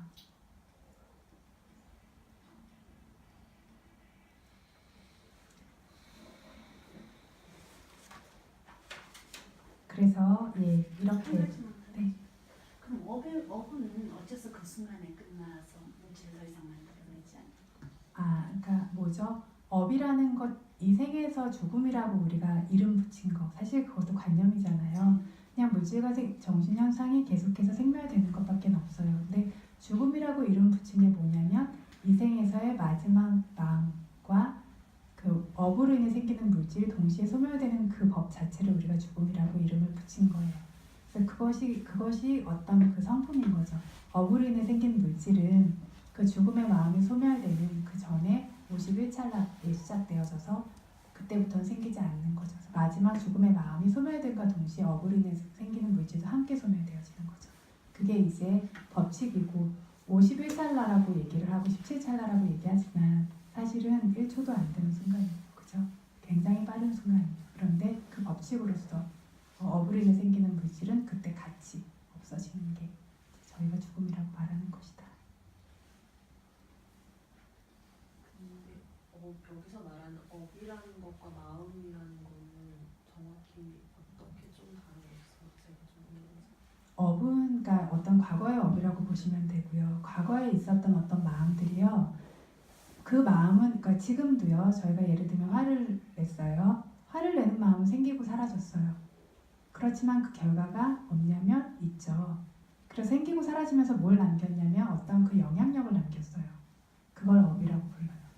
그런 것처럼 어떠한 그런 업으로 인해서 우리가 사람으로 태어나고 그쵸? 어떤 뭐 팔다리가 멀쩡하다라든가 이런 것부터 시작해서 지혜가 있다든가 없다라든가 아니면 굉장히 뭐 그러니까 여러 가지 어떤 그러니까 뭐 좋은 환경에서 태어났다라든가 이런 모든 것들이 업으로 온다라고 하는데 그런 업이 뭐냐면 이전에 있었던 어떤 행위들의 영향력 그 행위들은 사라지고 없지만 그것들이 남겨둔 어떤 힘 같은 거 그거 지금 이해되기로는 업은 약간 뭔가 잠재의식이나 이런 배경 컨트롤할 수 없는 것처럼 느껴지고 마음은 그래도 조금 의식적으로 할 수 있는 것처럼 느껴지는데 이렇게 이해하면 안 되는 건가요?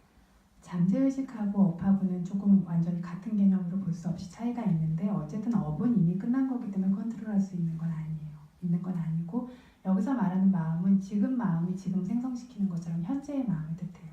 그렇기 때문에 마음이요? 현재의 마음을 뜻하기 때문에 이렇게 지금 보고 듣고 냄새 맡고 맛보고 생각하고 말하고 이런 때문에 지금 말을 하고 있잖아요. 그죠? 그리고 뭔가 정리하려고 하는 의도 때문에 그러면서 어떤 표정들도 생기고 몸에 어떤 것들이 생기는 것처럼 이렇게 물질적인 것들이 따라오잖아요.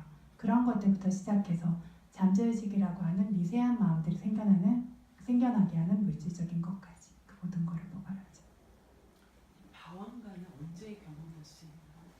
방황가는 지금도 계속 있어요. 근데 단지 저희가 볼 수 있는 힘이 아직 없는 거죠. 저희가 이렇게 말하고 뭐 생각하고 하는 중간중간에서 방황가는 계속 있어요. 근데 길게 강렬하게 드러나지 않으면 중간중간에 이런 끊어짐이 있다는 걸 인지하지 못하죠. 근데 이 끊어짐이 분명하게 존재하는 게 언제냐면 잠들었을 때. 그죠? 완전히 깊이, 그러니까 꿈꾸는 거 말고요. 완전히 깊이 잠들었을 때 방황가의 의식이 좀 연속적으로 생겨나고 있는 거죠. 그래서 그때 이제 보실 수 있고 생활에서 어떤 지금처럼 이렇게 움직이거나 할 때 보여지는 방황가라면 마음의 속도가 지혜의 속도가 훨씬 더 빨라진 다음에 그것들을 따라잡을 수 있게 되어질 때 드러나기 시작하겠죠. 네, 그런 서양 이런 공신 이런 데서는 꿈이나 이런 것들은 무의식의 연장으로 이렇게 설명하는 경우도 있잖아요. 그러면 근데 아까 꿈꾸는 거이 더 깊은 상태일 때 방황가를 경험한다고 했는데 그러면 보통 꿈을 꾸는 거는 그냥 잠재의식하고는 상관이 없다고 저는 말씀드렸어요. 의식 중에서 좀 더 분명하지 않은 의식이죠. 예, 그래서 사실은 꿈꾸는 것과 같은 비슷한 행위들을 지금 저희 멀쩡하게 다니면서도 많이 해요. 근데 우리가 왜 웃으세요? 네, 그렇게 많이 하는데 그것들을 인지하지 못할 뿐이에요. 그래서 그것들을 인지하지 못하기 때문에 내가 무슨 생각을 하는지 마음속에 뭐가 일어나는지 모를 뿐이에요. 그래서 아라한들은 꿈이 없다라고 하잖아요. 그럼 그 이유가 어떤 그렇게 그러니까 인지하지 못하는 상태의 그런 것들이 없는 거죠. 그러니까 모두 다 그러니까 만약에 그거를 분명하게 내가 생겨나고 있는 의식 세계들이 다 인지되어지고 그것들이 완전히 삿대로서 채워진다면 그런 어떤 꿈과 같은 상태가 생겨나지 않겠죠. 그리고 그거를 꿈이라고 부를 수도 없겠죠. 그리고 그렇게 엉망진창으로 이해할 수 없게 생겨나지도 않겠죠. 예, 그래서 우리가 이제 인지하고 있는 의식은 굉장히 거칠게 표면에 드러나고 있는 그런 정도의 의식일 뿐이고 그거보다 더 깊은 의식 이런 것들이 있죠. 깊다라고 해서 좀 더 심오하다라는 뜻이 아니고요. 인지하기 좀 더 어렵다는 건데 어떤 그래서 사태의 힘이 좋아지고 지혜의 힘이 좋아지면 그런 의식들이 점점 더 보여지게 되어지는 거고 그렇게 됐을 때 아 꿈이 뭐구나 하는 것도 뭔가 알지 못하기 때문에 신비하게 생각하잖아요. 그런 것들이 아 어떤 정신 세계를 지배하고 이런 식으로 생각하는데 실제로 그게 뭔지에 대해서도 이해할 수 있게 되어지는 거고 여기서 얘기하는 잠재의식과는 전혀 다른 거예요. 이 잠재의식은 전생에 있었던 그런 업의 결과로서 딱 그냥 생겨나는 거고 법칙으로 정해져 있어요. 그래서 계속 다른 대상을 취하면서 변하지 않아요. 이 생에서 내가 어떤 마음으로 태어났다면 사는 동안에 있는 모든 잠재의식도 똑같은 마음이고요. 죽는 순간에도 똑같은 마음으로 죽어요. 윤회하면서 잠재의식은 똑같이 가는 거예요? 한 생에서만요. 예. 그리고 제가 다음 생에 윤회를 하려면 죽기 전에 어떤 특별한 의식이 생기겠죠. 특별한 의식이 생기면 그것이 다음 생에 출생의 마음이 되고 죽음의 마음이 되고 잠재의식의 마음이 되는 거죠. 또 뭐 궁금하시거나 질문하실 거 너무 어렵나요? 그래서 지난번에 언젠가 한번 말씀하신 그 세 가지 변하지 않는 마음이 식하고 방황가하고 그 사무심이라고 이렇게 얘기해요. 죽을 때 예, 파티산디, 방황가, 추띠인데 파티산디, 그러니까 탄생, 재생, 연결식, 방황가, 중간에 생겨나는 이러한 잠재의식, 그리고 추띠, 죽음의 마음. 그게 한 생 안에서는 반드시 같아요. 그럼 재생연결식이 그 다음 생에서 생겨나는 순간에 업의 그것도 물질, 업의 그것도 의식과 함께 물질 계속 함께 생성이 되는 거예요. 업의 마음. 업의 마음. 예, 그 업의 물질. 그러니까 그러니까 그 업에 우리가 왜 업이라든가 이거는 죽는 순간에 벌써 그걸로 없어져 버린다 했잖아요. 그럼 다시 이 업의 물질이 생성되는 건 재생연결식이다. 예, 그래서 이렇게 재생 연결식과 동시에 하다야와트라고 하는 심장 물질이나 몸의 촉을 느낄 수 있는 그러한 물질이나 성별을 결정하는 물질이나 이것들이 아주 미세한 형태지만 동시에 생겨나요. 그게 한 생의 출생을 뜻하는 거예요. 그 물질이라는 게 물리적인 물질 말씀하시는 거죠. 추상적인 게 아니라 실제. 네, 실제 존재하는 물질이죠. 그런데 그 물질이 너무 작고 미세하죠. 너무 약하죠. 그래서 그 물질을 의지해서 생기는 마음도 굉장히 약해요. 그러니까 어렸을 때 일이 기억 잘 나세요? 안 나시죠?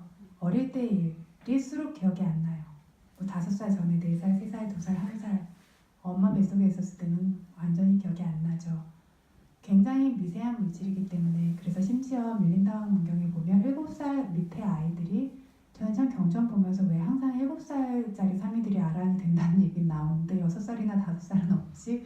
이런 생각을 했는데 7살 미만의 이제 아이들이 법을 깨달을 수 없는 게 물질적으로 너무 약하기 때문에 그 물질에 그렇게 큰 법이 머무를 수 있을 만큼의 그런 정신적인 것들이 성숙되고 생겨날 수 없다는 거죠. 그런 것처럼 그래서 저희가 어머니 뱃속에서는 하는 것들을 기억하거나 하지 못하고 고차원적인 의식세계를 그때 가질 수가 없죠.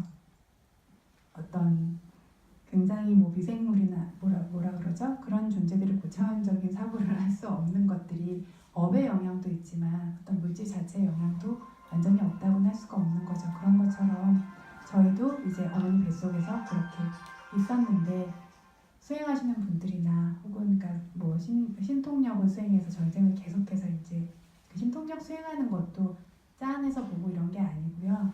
어떤 그 사띠의 힘을 굉장히 강화시키는 거죠. 그래서 돌아가는 거예요. 지금 이 순간부터 바로 방금 전 어떤 것들을 했는지 뭔가 분명하지 않으면 다시 돌아와요. 지금으로. 그래서 먼저 사마타 선정으로 굉장히 확고한 집중을 만들고 그 작업을 하는 거예요. 계속해서 돌아가다 보면 그 사띠가 기억하는 힘이 굉장히 강렬해지면서 마치 지금 보고 있는 것처럼 어제 있었던 일, 1년 전 있었던 일, 10년 전 있었던 일들이 보여지게 되죠. 어디까지 가냐면 이 생의 최초의 순간까지. 거기서 뛰어넘어서 전생까지.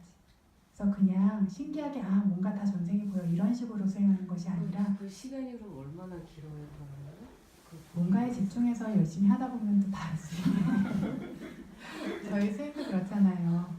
그런 것처럼 그래서 이제 그렇게 신통력으로 보시는 경우도 있는데 위파사나 수행을 하면 뭘 개발하냐면 사띠가 엄청나게 개발되어지죠. 그래서 전에 말씀드린 적 있을 거예요. 그죠? 저희 큰 스님께서 이제 수행을 지도하는데 어린 사미 아직 아주 어린 나이인데 출가를 시켜서 사미인데 수행을 하는데 점점 사띠가 좋아지는 때가 있어요. 또 위파사나 수행 안에서도 사띠가 점점 좋을 때가 있고 사마디가 더 강할 때가 있고 때에 따라 조금씩 틀린데 이제 이 사미가 사띠가 좋아질 때가 오니까 점점 옛날 얘기를 하기 시작하더니 엄마 뱃속에서 얘기까지 하는 거죠.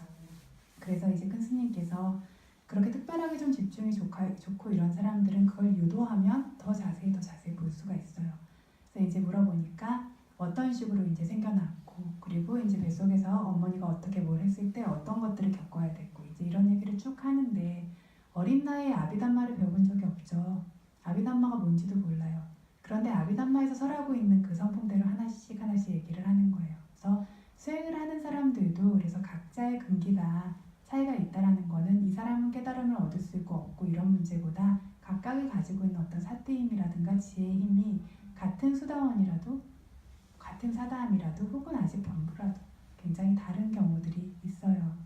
그래서 이렇게 좀 특별하게 그렇게 있는 사람들은 이런 얘기들을 하기도 하고 또 그런 지혜가 또 특별한 분들은 아비담마나 이런 거에 대해서 배워본 적이 없지만 마음의 성품이나 물질의 성품에 대해서 쭉 이야기를 하시는 것들이 아비담마에서 얘기하는 그대로인 거죠.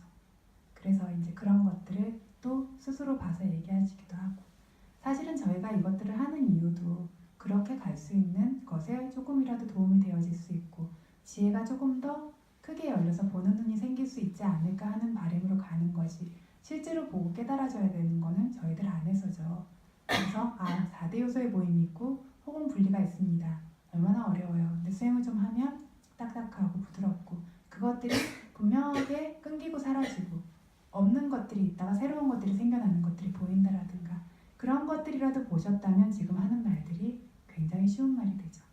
그래서 말로 표현되어졌을 때 어려운 것이지 실제로 우리 안에서 경험되어졌을 때는 굉장히 간결해요. 그리고 그것들을 실제로 경험하기 위해서 지혜를 개발해서 찾아나가기 위해서 이런 얘기들도 듣고 마음을 자꾸 이쪽으로 향하고 보려고 하고 하면서 이것들을 개발시켜 나가는 과정인 거죠. 의미인지 잘 모르겠는데 어쨌든 그래서 어떤 마음으로 인해 생겨나는 물질의 모임하고 사야도께서는 이거를 한 번 들고 내릴 때까지를 하나의 물질의 모임으로 보셨고 그 땅에 닿을 때 또 그로 인해서 닿는 충격이 있죠. 바닥에 발이 쾅 닿으면 그로 인해서 그 충격으로 인해서 온도로 인한 불길이 타올라요. 이 불길이 타오른다라는 건 온도로 인해 생기는 물질들이 엄청나게 강력하게 생기고 사라진다라는 얘기인데 이러한 식으로 얘기를 하셨는데 여기 계신 분들은 수행하시는 분들이고 또 오랫동안 하셨던 분들도 계시고 또 이렇게 자세하게 조금 설명하는 것들이 오히려 이해를 돕는데 도움이 될 수도 있겠다 싶어서 제가 조금 더 미세하게 분석을 해서 얘기를 드렸던 거예요. 어쨌든 그래서 탄생의 법이라고 했을 때 앞의 경계가 그 마음으로 인해 생기는 몸의 처음 생성됨이라는 생성의 경계다. 그러니까 첫 생성이 있기 바로 그 직전의 순간이 아니죠. 첫 생성의 그 시작이 새로운 하나의 탄생이라는 거죠. 한 생에서 한 번의 탄생만 있는 것이 아니라 이 물질들이 새롭게 지금 탄생되어지는 그 순간이 탄생이다. 발생의 경계라고도 하고 이것이 탄생이라는 하나의 법이다. 죽음의 법, 뒤의 경계, 그 소멸의 경계는 마음으로 인해 생기는 몸의 마지막 소멸이라는 괴멸의 경계고 세멸의 경계라고도 한다. 이거는 죽음이라고 하는 법이다라고 아시면 되겠습니다. 그래서 오늘 이거 레드디바니는 여기까지 하면 좋을 것 같습니다.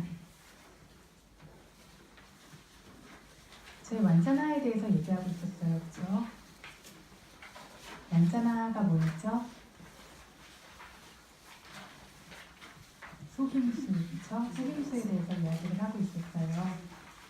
그래서 조금씩 매주 이제 속임수에 대해서 이야기를 하자라고 했고 그 목적이 뭐인 것 같으세요?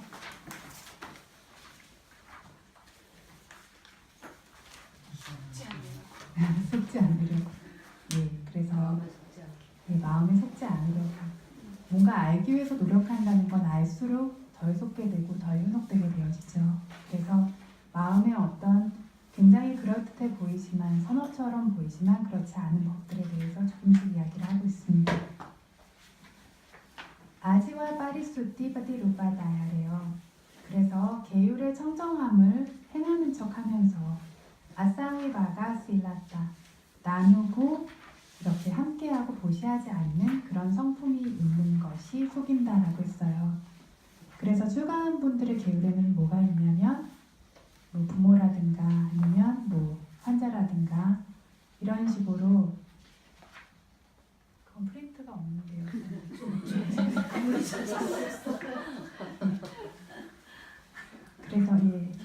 그래서 어떤 출가하신 분들의 계율을 보면 그냥 내가 좋다라고 뭘 마음대로 나눠주고 줄 수 있는 게 아니라고 했어요. 그죠? 왜 그렇다고 했는지 기억나세요?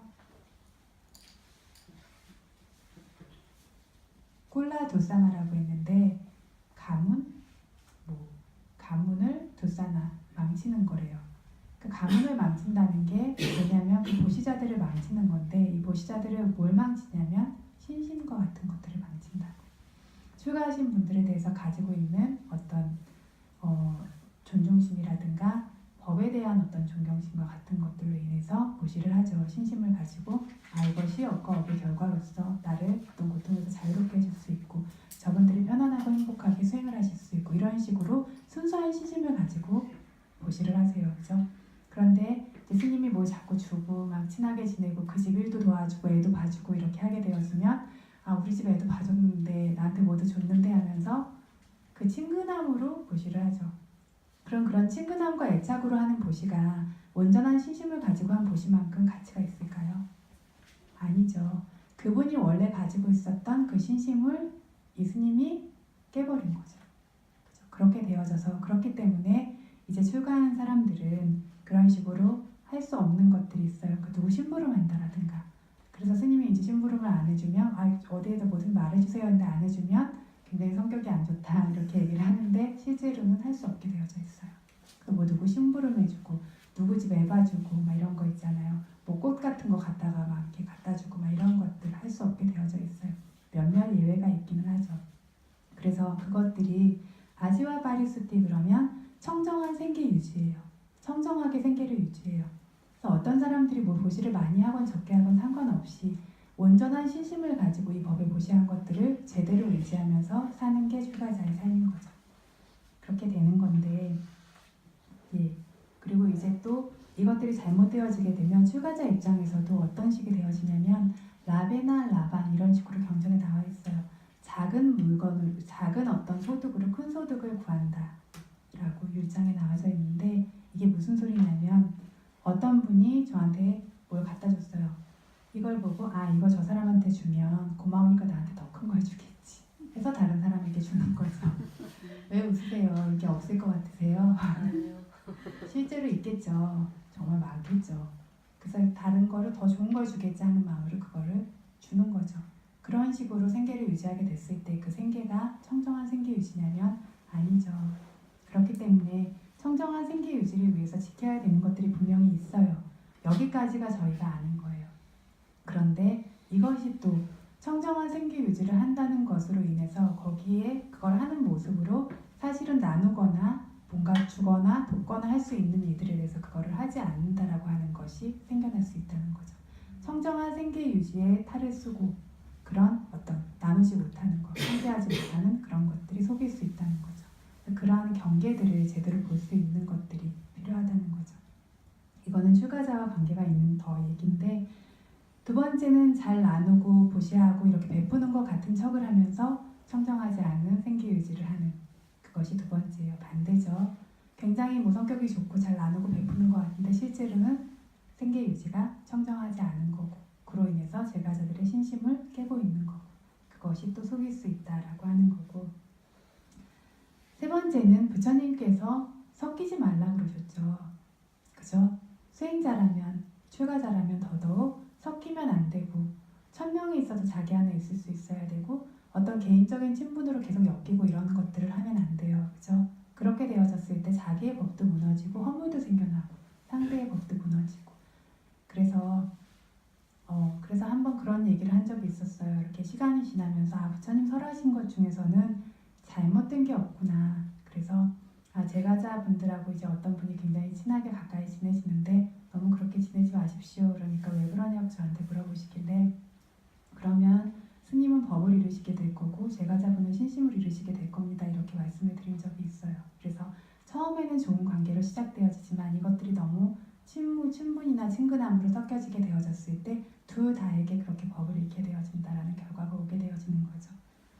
그래서 부처님께서 섞이지 말라고 하셨는데 여기서 또 뭐라 그러냐면 섞이지 않는 것에 탈을 쓰고 섞이지 않는 척을 하면서 보조해야 되고 지켜줘야 되고 그리고 칭찬해줘야 되고 그분들에게 어떤 도움을 줘야 되는 부분들, 그것들을 하지 않는 것이 속인다라고 했어요.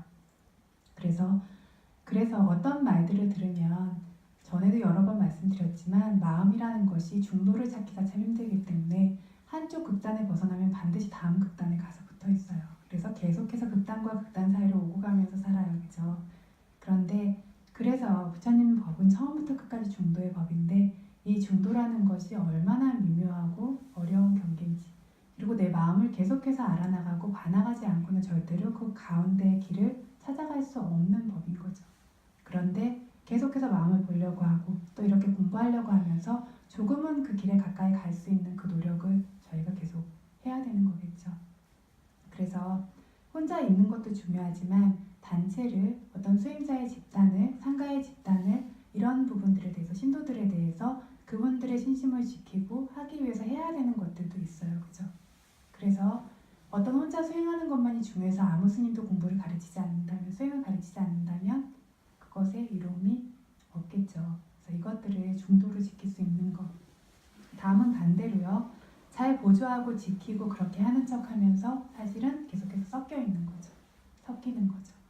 잘 보조하고 이분들한테 법을 가르쳐 주려고 하는 것처럼, 선업을 쌓을 수 있게 도와주는 것처럼 하게 되지만 어느 순간에 그 경계를 넘게 되어지면 친구가 돼서 함께 돌아다녀요. 그죠? 계속 애착이 있어서 계속해서 연락을 하게 되어지고, 이 경계를 넘지 않도록 역시 조심을 해야 되는 거고요.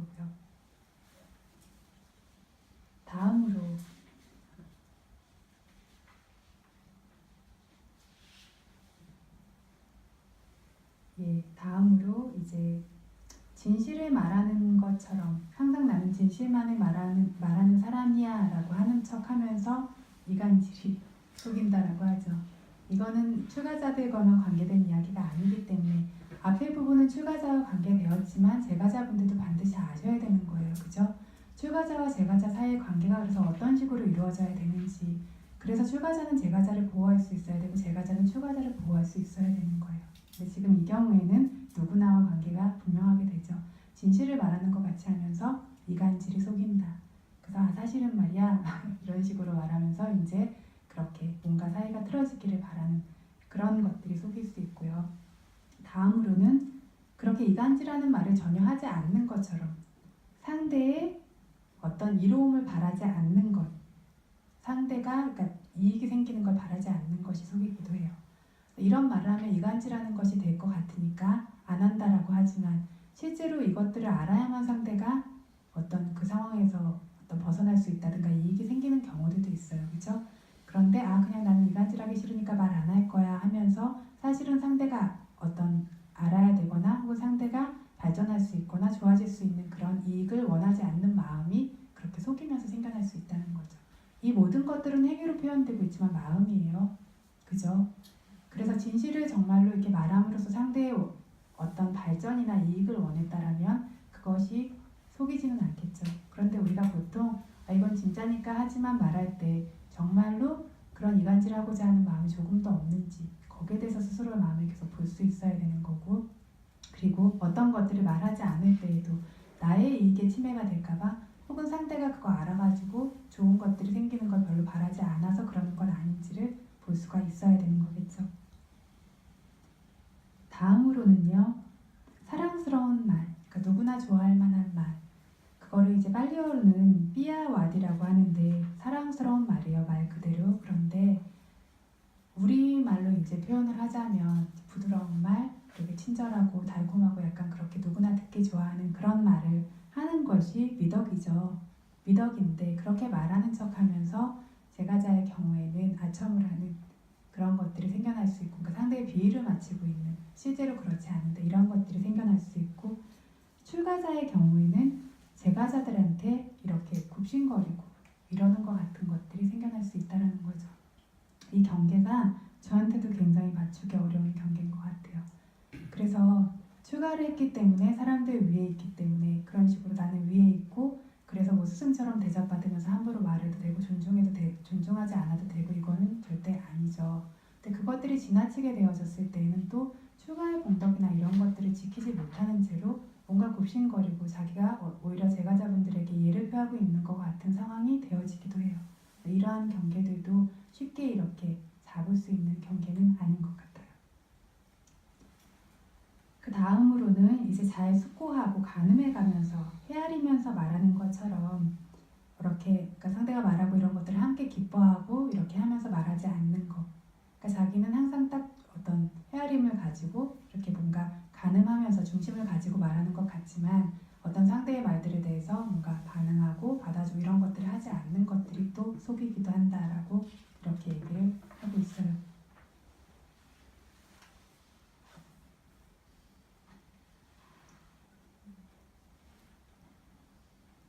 그리고 이제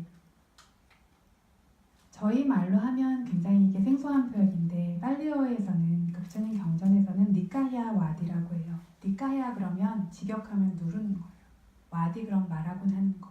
누르면서 말하곤 하는 것이 미덕의 하나예요. 뭐냐면 그래서 부처님께서도 어떤 제자들을 막 하나하나씩 그 마음을 헤아리고 굽어 살피면서 그렇게 가지 않으실 거라 그랬어요.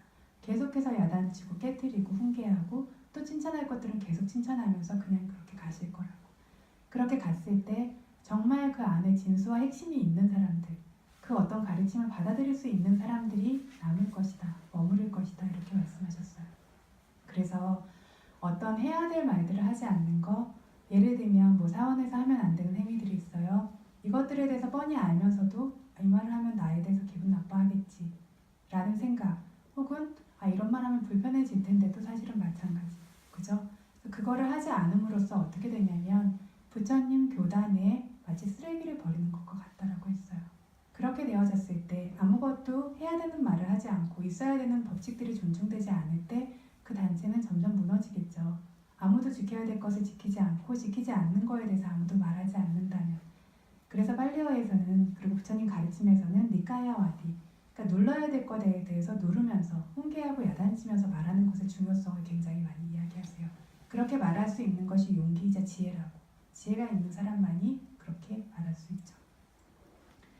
그런데 이것에 탈을 쓰고 가끔은 험한 말을 하는 경우가 있다라는 거죠. 그래서 이것이 분명히 필요한 미덕이긴 하지만 이렇게 험하게 거칠게 욕설과 같은 그런 말로서 하게 되어지는 그런 말이 되어질 수 있다는 거죠.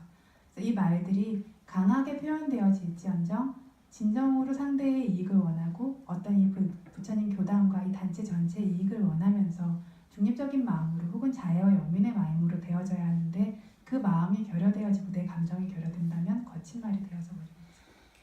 그것을 경계해야 되고 그 다음으로는 빠빠 가라있다. 이것도 비슷해요. 빠빠 좋지 않은 것을 가라있다. 비판한다. 비난한다. 뭔가 좋지 않은 게 있으면 비난해야 된다는 거죠. 그것을 그런데 탈을 쓰고 빠라워지 않은 빠씨 다른 사람의 허물을 계속 찾는 거예요. 뭐가 이 사람 뭐가 잘못된 것 같은 뭐가 마음에 안 드는지 계속 그 사람의 허물을 계속 찾고 있고 보고 있는 거예요. 이렇게 되기가 쉽죠. 그래서 어떤 규칙이나 이런 것들도 중요하지만 또 어떤 경계에 넘어서면 이렇게 있는데 저것도 안 지키고 이것도 안 지키고 하면서 계속 남만 보게 되어지는 이런 일들이 생겨요. 그래서 부처님께서 행복하게 사는 법 중에 하나로 나에 대해서 계속해서 지켜보되 남의 허물을 계속해서 보지 말라고 이렇게 말씀하신 게 행복하게 사는 원인 중에 하나예요. 오늘 시간이 되면 그거 법문을 조금 더 해드리려고 했는데 앞에 것이 좀 길어지는 바람에 그래서 어쨌든 행복하게 사는 방법에 대해서 기회가 다음 주나 이렇게 다음 주나 기회가 됐을 때 좀 얘기를 드릴게요. 예? 한 가지는 벌써 집중생 때 얘기를 했던 것 같아요. 행복한 거에 대해서. 근데 이제 자세히 얘기하려면 좀 길어질 것 같아서. 그런데 이제 그 중에 하나가 내가 계행을 완전하게 지키되 남의 계행을 가지고 그 사람에게 비난하지 말 것.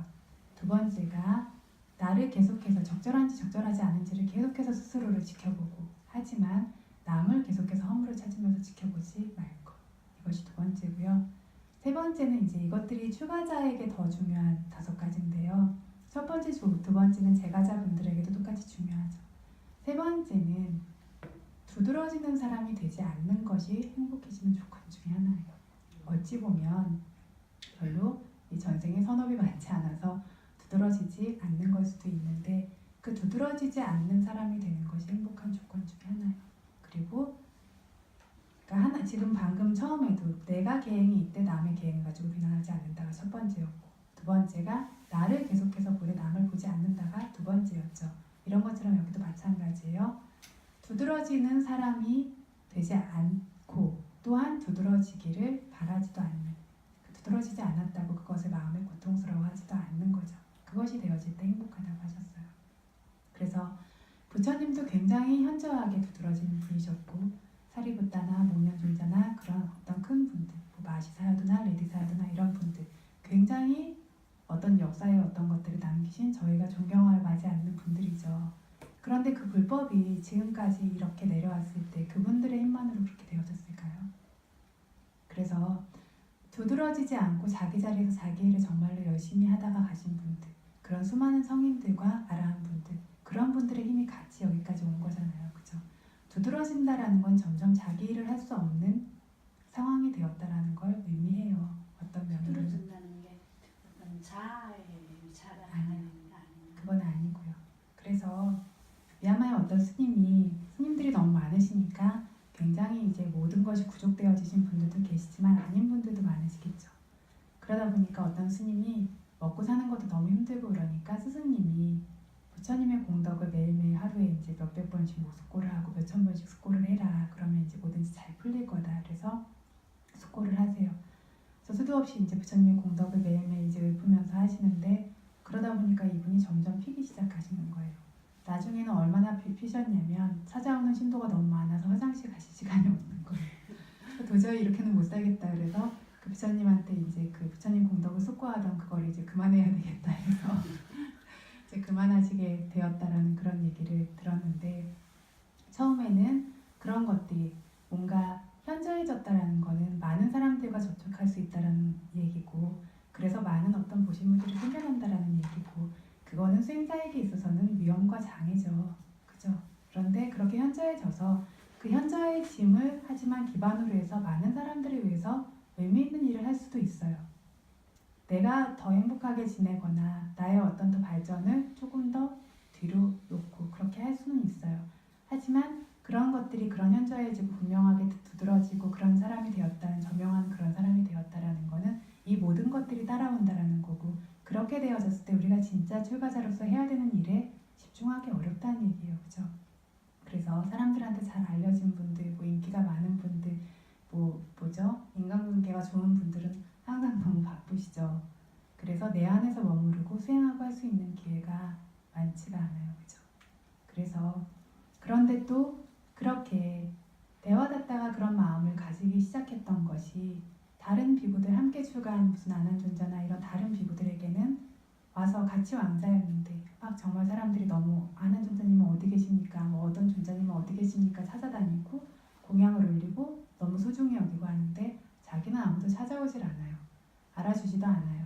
그렇게 되어졌을 때 마음에 좋지 않은 욕망이 생겨나는 거죠. 내가 신통력 수행한 거를 왕의 아들한테 이제 보여줘서 이 왕의 아들이 나를 존경하게 만들어서 내가 어떤 그런 권력이라든가 어떤 재물이라든가 이런 풍족함, 좀 나를 사람들이 알아주고 인정해주는 그거를 갖고 싶다라고 했던 게 시작이었죠.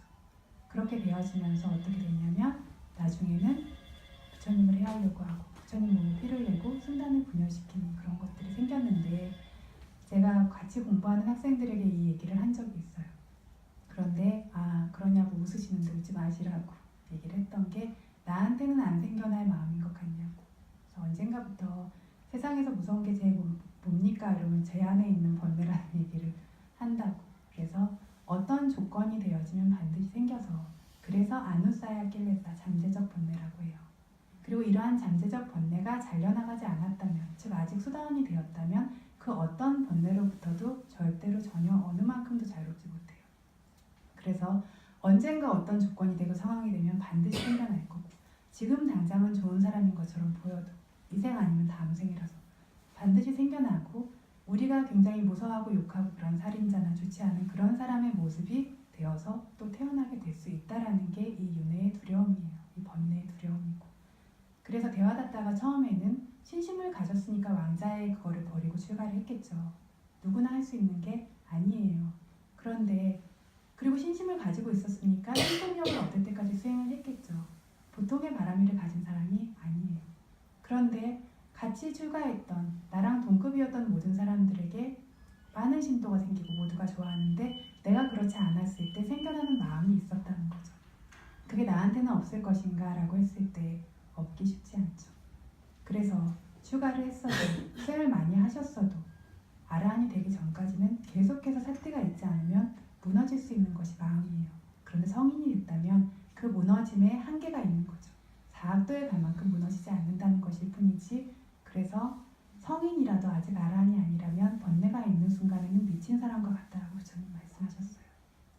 그래서 이런 것처럼 대화닫다의 마음이 그랬던 것처럼, 사람은 그래서 누군가 인기가 많고, 그러니까 지금 현저하다라는 말로 했지만 누군가 사람들이 많이 좋아해지면 나도 그렇게 되길 바래요. 그죠?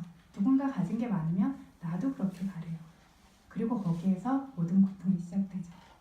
그래서 뭐라 그랬냐면, 현저하지 않고 두드러지지 않고, 어쩌면 전생에 선업이 적어서 그랬을 수도 있어요.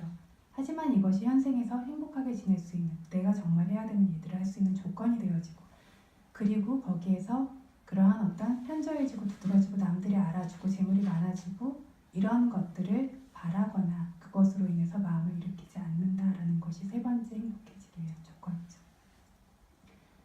그리고 네 번째 조건은 이제 이것부터는 선정을 얻어서, 그래서 마음이 이제 선정에 자유롭게 들고 날 수 있는, 그런 세간 선정에 자유롭게 들고 날 수 있을 정도로 선정에 능숙해진 것을 바라고, 다섯 번째는 아라한의 도에 바라 얻음으로써 모든 번뇌로부터 완전히 벗어나는 것을 말해요.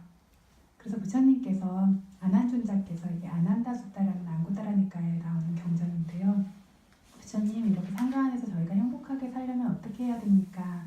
어떻게 행복할 수 있습니까? 여쭤보니까 첫 번째로 뭐라고 말씀드렸죠? 계행일 때 다른 사람을 계행을 가지고 비난해서는 안 된다.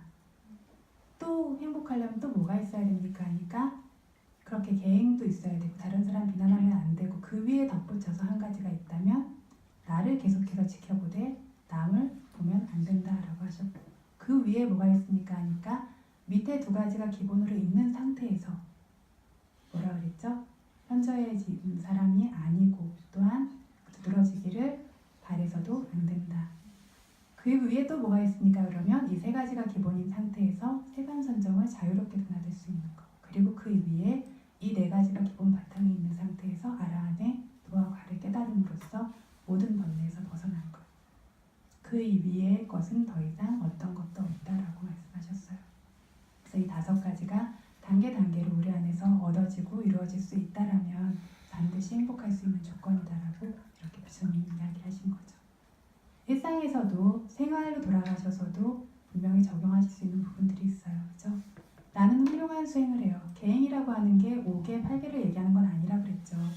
우리가 해야 될 도리를 지키고 도덕성을 지켜요. 그것들을 하지만 남에 대해서는 그것들을 강요하거나 비난하지 않는 것. 나 자신을 끊임없이 지켜보고 끊임없이 숙고하고 끊임없이 바르게 하려고 하지만 다른 이에 대해서 그것들을 요구하지는 않는 것. 그리고 뭔가 두드러지거나 남에게 보이거나 이렇게 하는 것이 아니라 자기 일 안에서 보여지지 않지만 두드러지지 않지만 그 안에서 완전히 머무를 수 있는 사람이 되는 것. 뭔가 남들에게 드러내고 싶고 알리고 싶고 이런 종류의 욕구를 불러일으키지 않는 것. 그리고 마음의 집중과 지혜가 생겨날 수 있는 이러한 수행들이 내 안에 생겨날 수 있도록 번뇌에서 멀어지고 선정은 뭐죠? 번뇌에서 멀어지는 것. 도화가는 뭐죠? 번뇌에서 벗어나는 것. 이것들이 내 안에 생겨날 수 있도록 하는 이 다섯 가지가 제가 자라 할지라도 단계로 생겨난다라면 반드시 행복해진다는 거죠. 이 이상의 것은 없다라고 말씀하셨어요. 예, 그래서 오늘 조금 내용이 길어졌는데요.